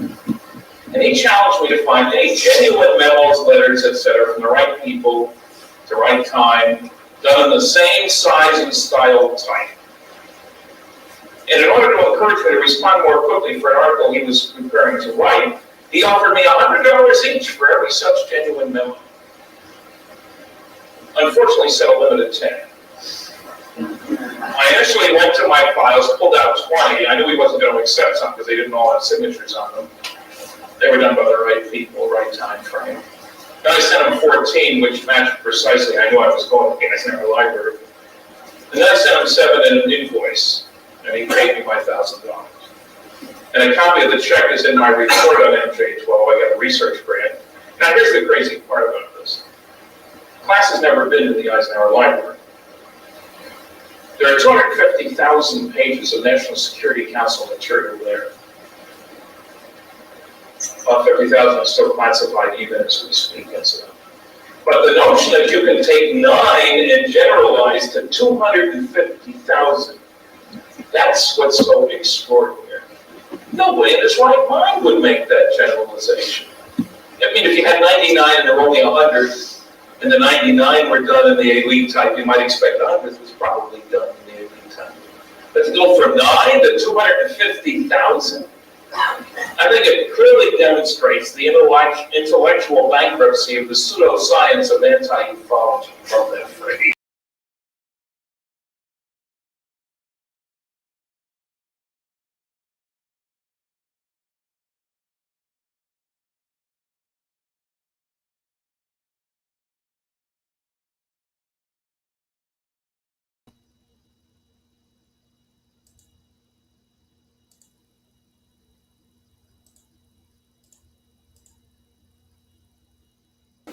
This is McMinnville, Oregon. Two pictures with things whose size and distance can be determined. Let's look at the next one. This is the second one. We'll blow this one up. There's a long analysis by an optical physicist named Dr. Bruce McAfee of the large objects and distance from the camera. Let's look at the next one. And we'll enlarge it one more time in the next one. Notice the shape. See the wood ornament up there, whatever it is. McMinnville, Oregon. 4 years later and 6,000 miles away, we have the next one, taken by a French military pilot, Rouen, France. Same shape, same wood ornament, obviously rented from the same Great Hertz Agency in the sky, I guess. Let's look at the next one. Santa Ana, California. This is cropped. It's taken from inside a panel truck by an Orange County highway employee, Rex Heflin. The three pictures, again, we have things whose size and distance can be determined. Image sharpness is related to distance. So if you got something whose distance you know, you can get a handle on how big and or how far away this is, and therefore how big it is. I've got 100 pages of analysis of these pictures. Next one, just an enlargement. Next one, out the right front door window. Next one, same thing. Next one was taken 7,000 miles away. This is dirt and a long tour. Cluj, Romania. 3 witnesses for this one. 2 watching the guy take the pictures, of course. These were analyzed in Romania, again in England, published in a Flying Saucer Review. Let's look at the next one. Numbers 2 and 3 of the same sequence. Next one. Can you hear and see okay? Slovak Yugoslavia. Next one. Yungay, Peru. There are 2 objects, round, circular, round, metallic, disc-shaped, whatever you want to call them. Next one. Salt Lake City, Utah, a sequence of 7 pictures, uncut negatives. I stood at the exact location. Object comes in from the left. This is the Mormon temple down here. 1, 2, 3, 4. Next. 5, 6, 7. Here's an enlargement of 5. Next slide. Big enlargement. I think this is probably an ionized air plasma related to magneto-aerodynamic propulsion system, similar to the electromagnetic submarine successfully tested in the 60s. That's a whole other lecture. The Japanese operated a 100-foot long electromagnetic ship propulsion system last year, using superconducting magnets, no less. So this isn't science fiction that I'm talking about. Anyway, next one. Now, not the females, the flying objects up here. Hawaii, of course. Next one, we'll enlarge that. This might be a plasma too. Next one. Vancouver, British Columbia, Canada. Load up in the next one. This was analyzed by a former NASA scientist, Dr. Richard Haynes. He went up there, made measurements, talked to the people, etc. Next one. Map of the island of Trinidad. It's off the coast of Brazil. The ship was there as part of the International Geophysical Year. A bunch of guys on the deck of the ship. There'd been a sighting earlier in the week. Suddenly everybody shouts, "Hey, there goes a flying saucer, take a picture," in Portuguese, of course. Guy grabs his camera, snaps several pictures as the Saturn-shaped object comes in from the right, sharp turn, up, and away. The pictures were eventually released to the public by the President of Brazil, Juscelino Kubitschek. We can see those in the next few slides. Next slide. You can barely, they get better. Here's an enlargement of this. Next one. Next one. Next one is the best of the batch, so we'll blow it up for the next one. And one more time. We're right back where we started. There are at least a dozen companies down here that could build things that look like that. But I know of none who back then could build things that look like that and fly like that. High speed, sharp turn, no noise, no visible external engines, no wings, no tail. If it wasn't built there, it was built someplace else. It's time we did something about it. What I'm trying to do at least was to make you aware of the enormous amount of evidence indicating some UFOs are extraterrestrial spacecraft. To remind you of something you already know but tend to forget, that namely all of us on this planet do have something in common. We're all Earth beings. And to prove to you that there's a cosmic Watergate. Fancy phrase. Let's look at the next slide. Oh, sorry. This is a poster for my movie UFOs Are Real. It had the first interview with Jesse Marcel in Puma, Louisiana. This is General Twining. It has one of the letters, things he wrote. Still the best documentary, even though it was done in 1979. Big selection of UFO pictures, still in motion pictures, etc. Let's look at the next slide. I was technical advisor, co-script writer on location in films. This is what you get under freedom of information. For those people who think it's the magic key that unlocks all the doors, well, have another thing. Let's advance that slide and I'll tell you the story. Then you can turn the projector off and I guess the lights are as they will be. A group of us went after the CIA back in the late 70s for all their UFO information. A group called CAUSE, Citizens Against UFO Secrecy. You need an acronym. You're not a legitimate group unless you've got that acronym. Went after the CIA, they said, we don't have anything about UFOs. You do too, we do not. We appeal, they deny, we go to court. The judge asked them to do a search. Oh, look what we found. Here's 900 pages of UFO material. After saying they had nothing mildly interesting because there was nothing about secret, there should have been top secret material there. More intriguing though, they gave us a list of 57 UFO documents from a whole bunch of other agencies, which they couldn't release. The originating agencies would have to release. Everybody's brother was collecting data about flying saucers. Army, Navy, Air Force, Department of State, Defense Intelligence Agency, and others, and 18 from the super secret National Security Agency. So we naturally filed a Freedom of Information request with the NSA for these 18 documents listed by your buddies at the CIA. They get this page-and-a-half letter back saying we can't give you anything under public law less than such. The NSA is prohibited from releasing any information, blah, blah, blah.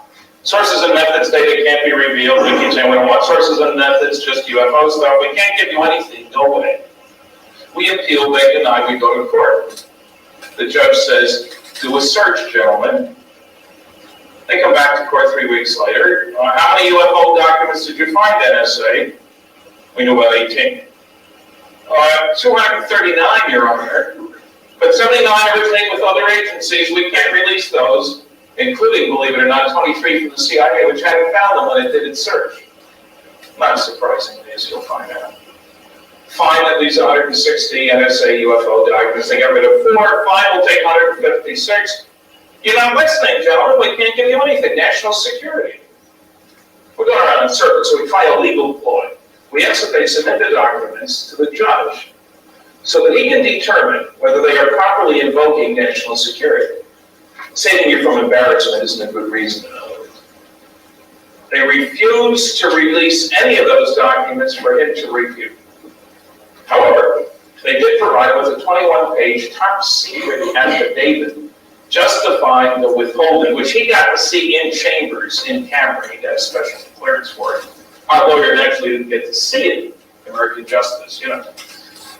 He was so impressed with that affidavit that he mentioned it in his 2.5-page finding, saying they should not release the data. He said the public interest in disclosure is far outweighed by the potential danger to the security of the United States should these documents be released. National security and flying saucers. We appeal to the Federal Court of Appeals. They normally take 2 months, 5 days after seeing this affidavit, they agree with the lower court. We tried to go to the Supreme Court, they wouldn't hear the case. We filed a Freedom of Information request for the affidavit, and we got it. Here it is. Nice legal document, top secret, and all the legal rigmarole. We expected censorship. We got a little. Wasn't too bad. Gets less and less interesting, of course, as you go through it. Because basically, there's nothing there. And I'm turning these pages so you'll know that the 2 I showed you on the screen weren't the only ones that were totally blacked out. 75% blacked out. Now, there's a footnote to the story. I naturally filed a Freedom of Information request with the CIA for their 23 UFO documents that the NSA had found that hadn't been found by the CIA. They're supposed to respond within 10 working days. 35 months later, they responded. That means they work a half-hour a day or something. They agreed to release the first 9. And I was excited until I looked at them. They were press abstracts of Eastern European newspaper articles about flying saucers, which the Russians had the day they were published. Their own 14 documents they refused to release. They tried to convince me I should appeal, but I appealed anyway. 2 years later, total of 5 years, they agreed to release tiny portions of 3 of those 14 documents. This is a released CIA UFO document on which you can read 8 words. Title, block reference, info location, info date, 71, USSR, 08 September, and a bunch of numbers. That's it. No security markings. Now, these guys got sort of a weird sense of humor, because this one says deny in toto. Couldn't find 8 words to release on that page, even though, as if this one weren't, denied in toto. Okay, so anybody who tries to tell you that there is no cover-up by the government of UFO stuff has to say, well, except for all those classified documents. Now, I've been challenging Phil Klass for 10 years about the NSA stuff. He just still hasn't provided one of those 156 NSA UFO documents. And yet he publicly maintains over and over and over again that there is no cover-up because if Nixon couldn't cover up Watergate, the government couldn't cover up flying saucer stuff. Totally ignoring the evidence, the facts, the data. Don't bother me with the facts, my mind's made up. Now, of course, the larger question might be, look, Stan, so the government's lying. Someone else is new. What's the big deal here? Does any of this stuff matter? I think it matters a great deal. Because I think the best hope for a decent future for this planet is an earthling orientation. The easiest way to get it is to recognize that aliens are coming here, and to them we are all earthlings. And incidentally, as a sort of footnote at this point, if you're wondering, can governments really keep secrets? The annual black budget of the United States, according to a guy, he's got 2 Pulitzer Prizes. One of them for the collapse of the Hyatt Hotel here, investigative journalist Tim Weiner. In a book, Blank Check, annual black budget, not under congressional control of the Pentagon, $34 billion. That's not 6 professors and 12 grad students. And that's every year. Now, the governments can't keep secrets. Does it matter? Yeah, I think it matters. My goal, I suppose, is that my 16-year-old daughter's generation will change behavior on this planet sufficiently so that we can qualify for admission to the cosmic kindergarten. When I'm in a pessimistic mood, I would say the cosmic preschool. And that my son's 6-year-old son's generation will behave in such a way that this becomes a planet that is indeed suitable for intelligent life.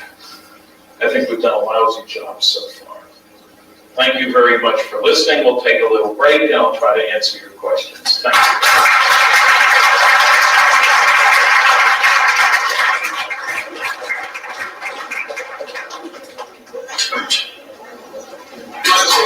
Just a little bit. Are there more lights we can turn on? And incidentally, Tom Nickel, would you stand up over there? For those of you who want to get involved in UFO research or who want somebody to talk to, Tom is very active or has been in Yukon. Where can they call you, Tom? Give them a phone number. Yeah, 913-642-9320. Local man, heavy on national activities. If you want to know about flying saucers or report one, he's a good man to talk to. I'll give you an answer to that. 1 minute. Okay.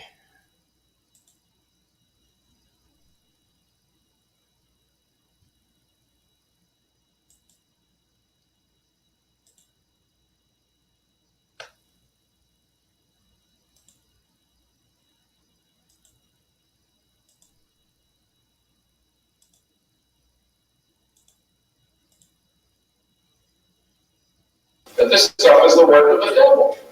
They'd be up the creek without a religious paddle if an announcement were to be made, and a religious right. Jerry Falwell, people like that who've gone on record. We're very opposed to the Republican administration for the last 12 years. Finally, there's economic discombobulation, because I don't know what else to call it.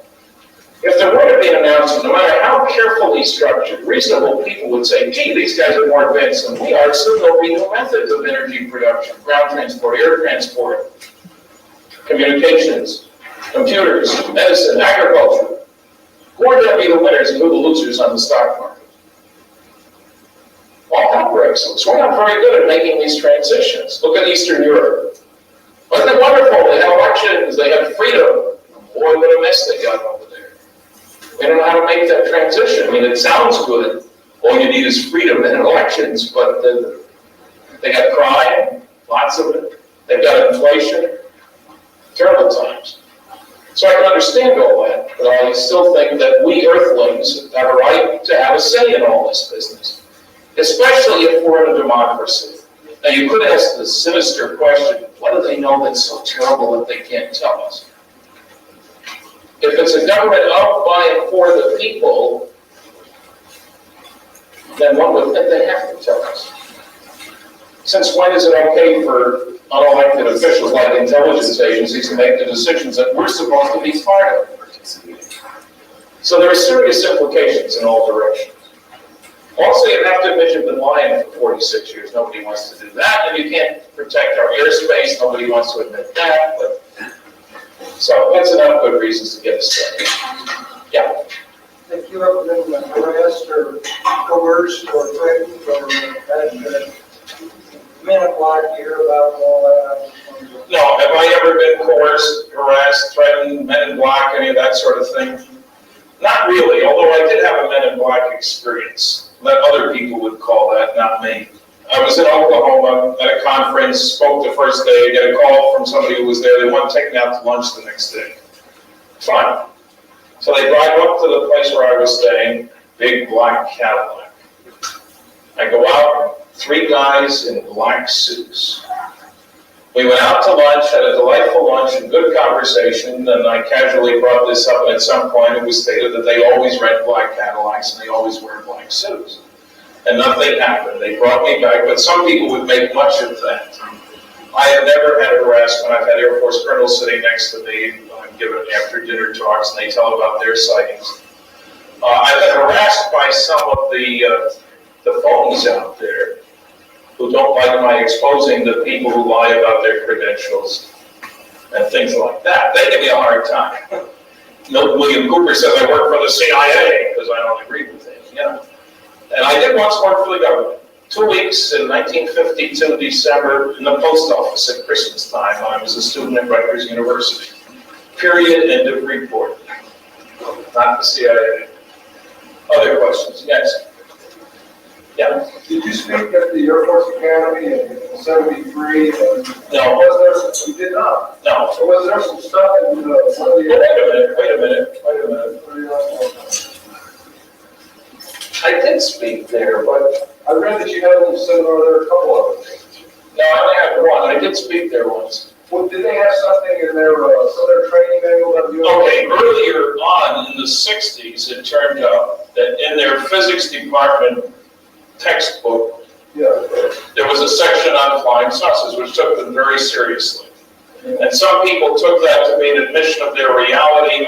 They changed it the next year, incidentally, once a big fuss was made. I think they were being practical. They could hardly go on with that at the same time they were saying these other things. The Air Force has actually been very careful in what it said. They don't say there are no flying saucers.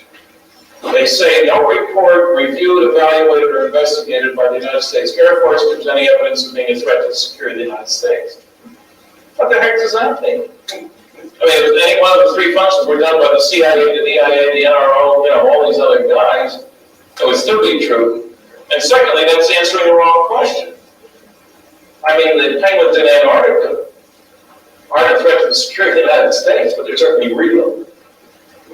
They say a couple of other equally strange things. And incidentally, for those of you who may have thought that Blue Book was it, the document that led to the cancellation of Project Blue Book was written by Air Force General Carol Bollinger. He hadn't been working on UFOs at all. He'd been working on a lunar excursion module, which operated successfully in 1968 when we landed on the moon. In 1969, sorry. And in his memo, he's reviewing Blue Book and stuff, and he says, quote, reports of UFOs which could affect national security are made in accordance with JNAP, Joint Army Navy Air Force Publication 146, or Air Force Manual 55-11, and are not part of the Blue Book system. And 2 paragraphs later, it's saying if Blue Book is closed, there won't be any place for civilians to report sightings. However, as previously noted, reports which could affect national security will continue to be made in accordance with procedures devised for that purpose. And you look at those 2 regulations, and Blue Book wasn't even on the distribution list for it. So Blue Book was a cover operation. I mean, I'm much more excited about a saucer going down the runway at a SAC base, where nuclear weapons are stored, than I am about a light in the sky seen by somebody late at night at a long distance. And those reports, we don't get it. So Blue Book was not it. Yeah. I have a question. I just recently purchased a video tape called Monkeys from Mars by Victor C. Rosen. And I don't know what you say about that, and also about the Hubble space satellite, or whatever you call it. Telescope. Telescope, sorry. Well, okay, there's several different questions. Are there monuments on Mars? There are a couple of books been published, several articles written by scientists. Hoagland is not a scientist, incidentally. He was a science writer, but he doesn't have a degree from anywhere. He's not a scientist.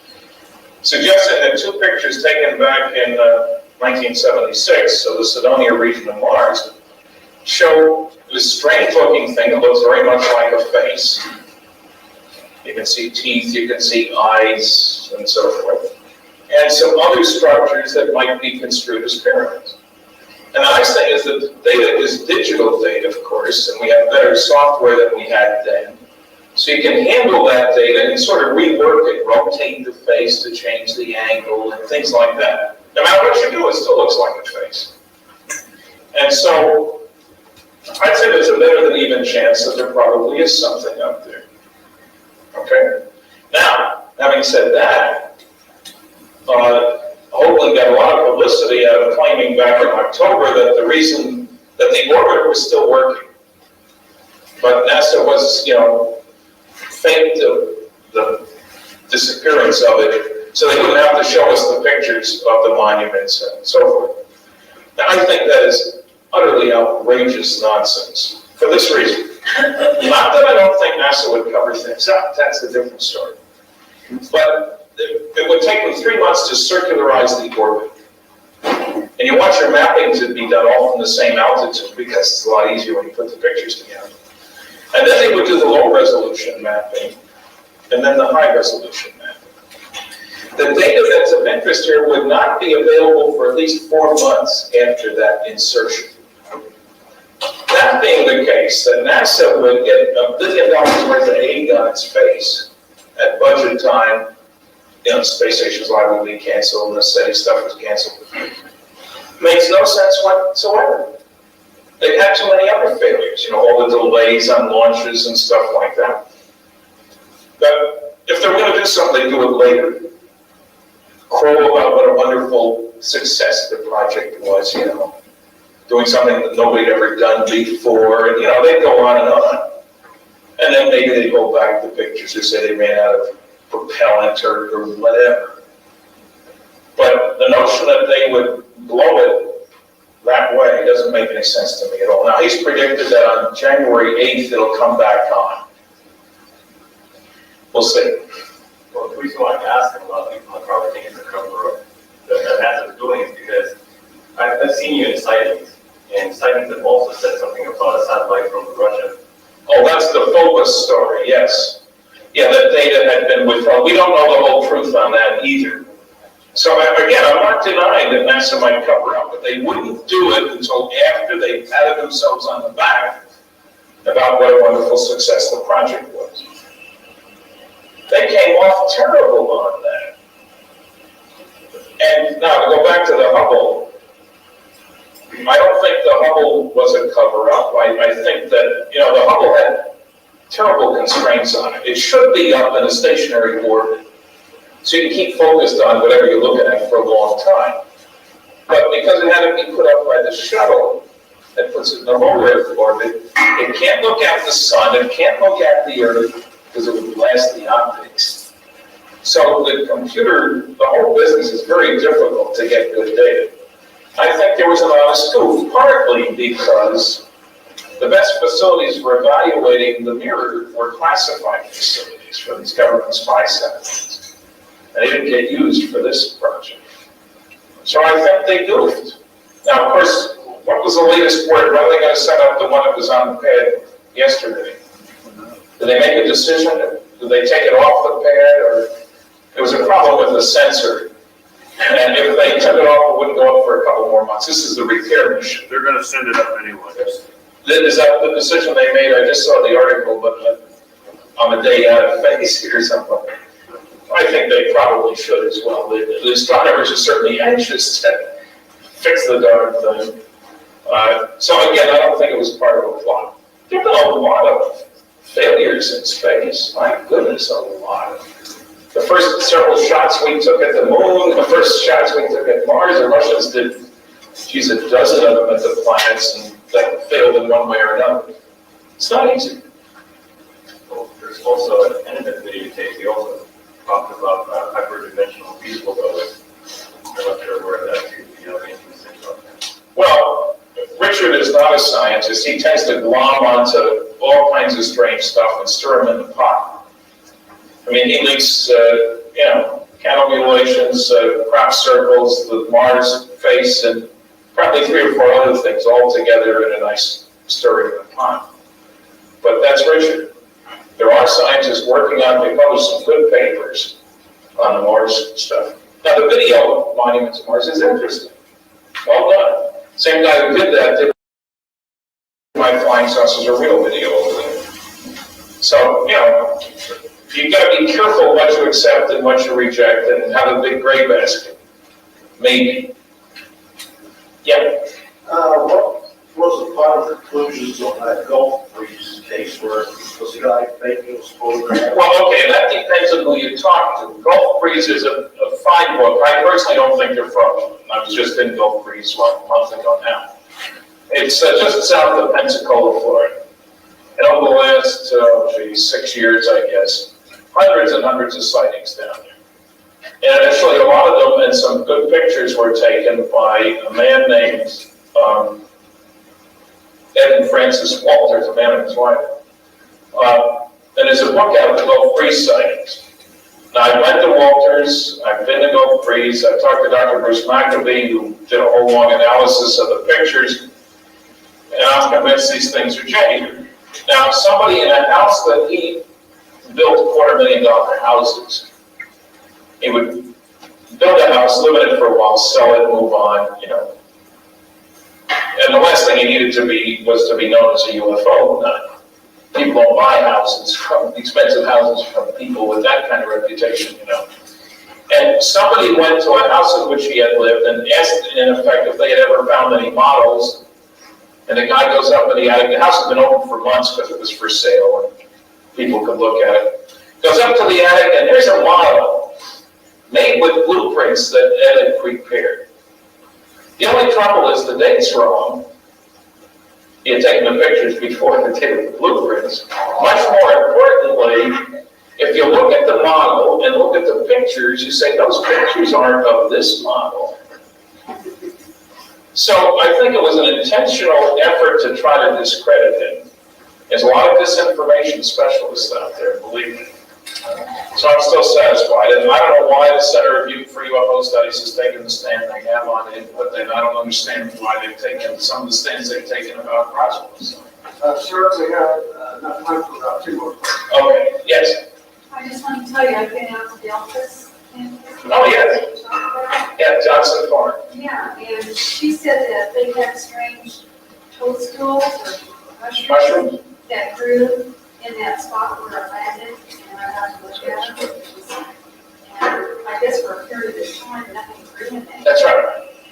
As opposed to the crop circles where the stuff doesn't stop growing, the physical trace spaces, normally there's no growth, and then over a period of time, years and years later, growth comes back.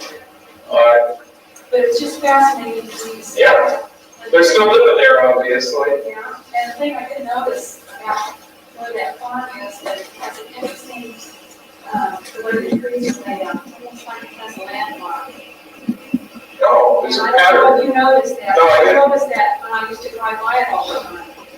That it was the way the trees, the row of trees, it just had almost, you could identify where that place was. Maybe the pilots of the saucers decided, hey, that's a cute place down there. Maybe. Thanks for sharing that. So one more, yes. Which government agency do you think holds the key to all of this? Or do we even know that agency? Well, when you consider that, how many of you have heard of the NRO?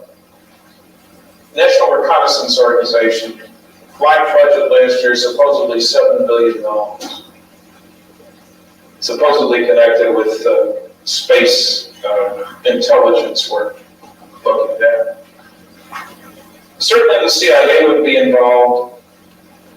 NSA probably just because they're so big and listening on everybody else's stuff and you want to know that. And probably a group that's like MJ-12 and whose existence hasn't been There's a acknowledged. lot of people that know that. Yeah. Well, special compartmentalized information frequently goes out a lot. It's like the breaking of the German code. Now, that was a very carefully, and the Japanese code as well during World War II, those were very carefully protected secrets, but the information did go to quite a few people. But compartmentalized. You get what you need, not what the other guy needs. And the top dog in compartmentalization was Vannevar Bush, incidentally. He's the guy who really pushed this. So I think there are a lot of people who know. You have to ask, how come there's never been another Daniel Ellsberg? Millions of people have had security clearances, hundreds of millions of classified documents. The penalties for breaking security must be awful tough, for there have been a lot of other guys doing it. And the penalties are only death, life imprisonment, huge fines, loss of all benefits, etc. People are intimidable, whatever the word is. Anyway, we've got to get out of here. We'll go over there. We'll continue to talk. Thank you so much for your attention. I need my slides.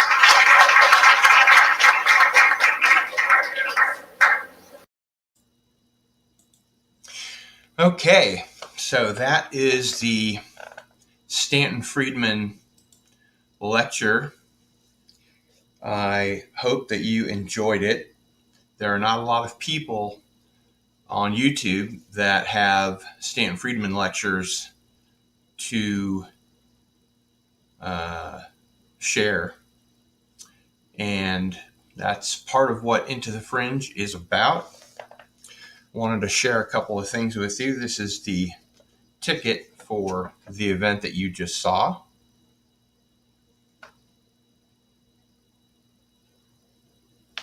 And you might have seen some of our other presentations, including Leah Haley and Mark Davenport.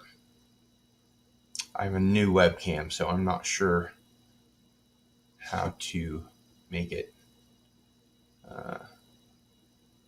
easy to read. And they mentioned Tom Nickel, and I brought Tom Nickel and Mark Davenport to town. I think there's just not enough light. And of course, the Bill Caulfield Great UFO Enigma ticket. Whoops.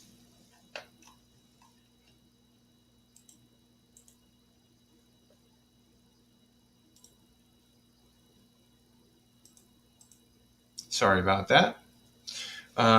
Also, very important, there are copies on Amazon of Crash at Corona, his book, which is very, very important reading.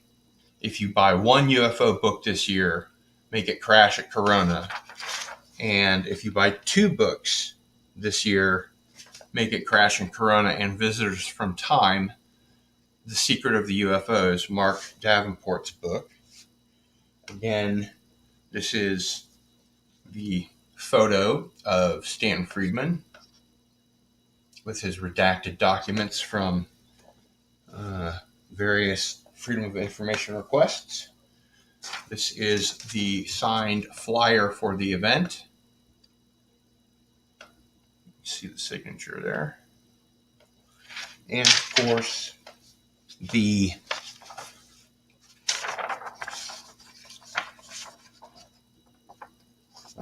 pull that down.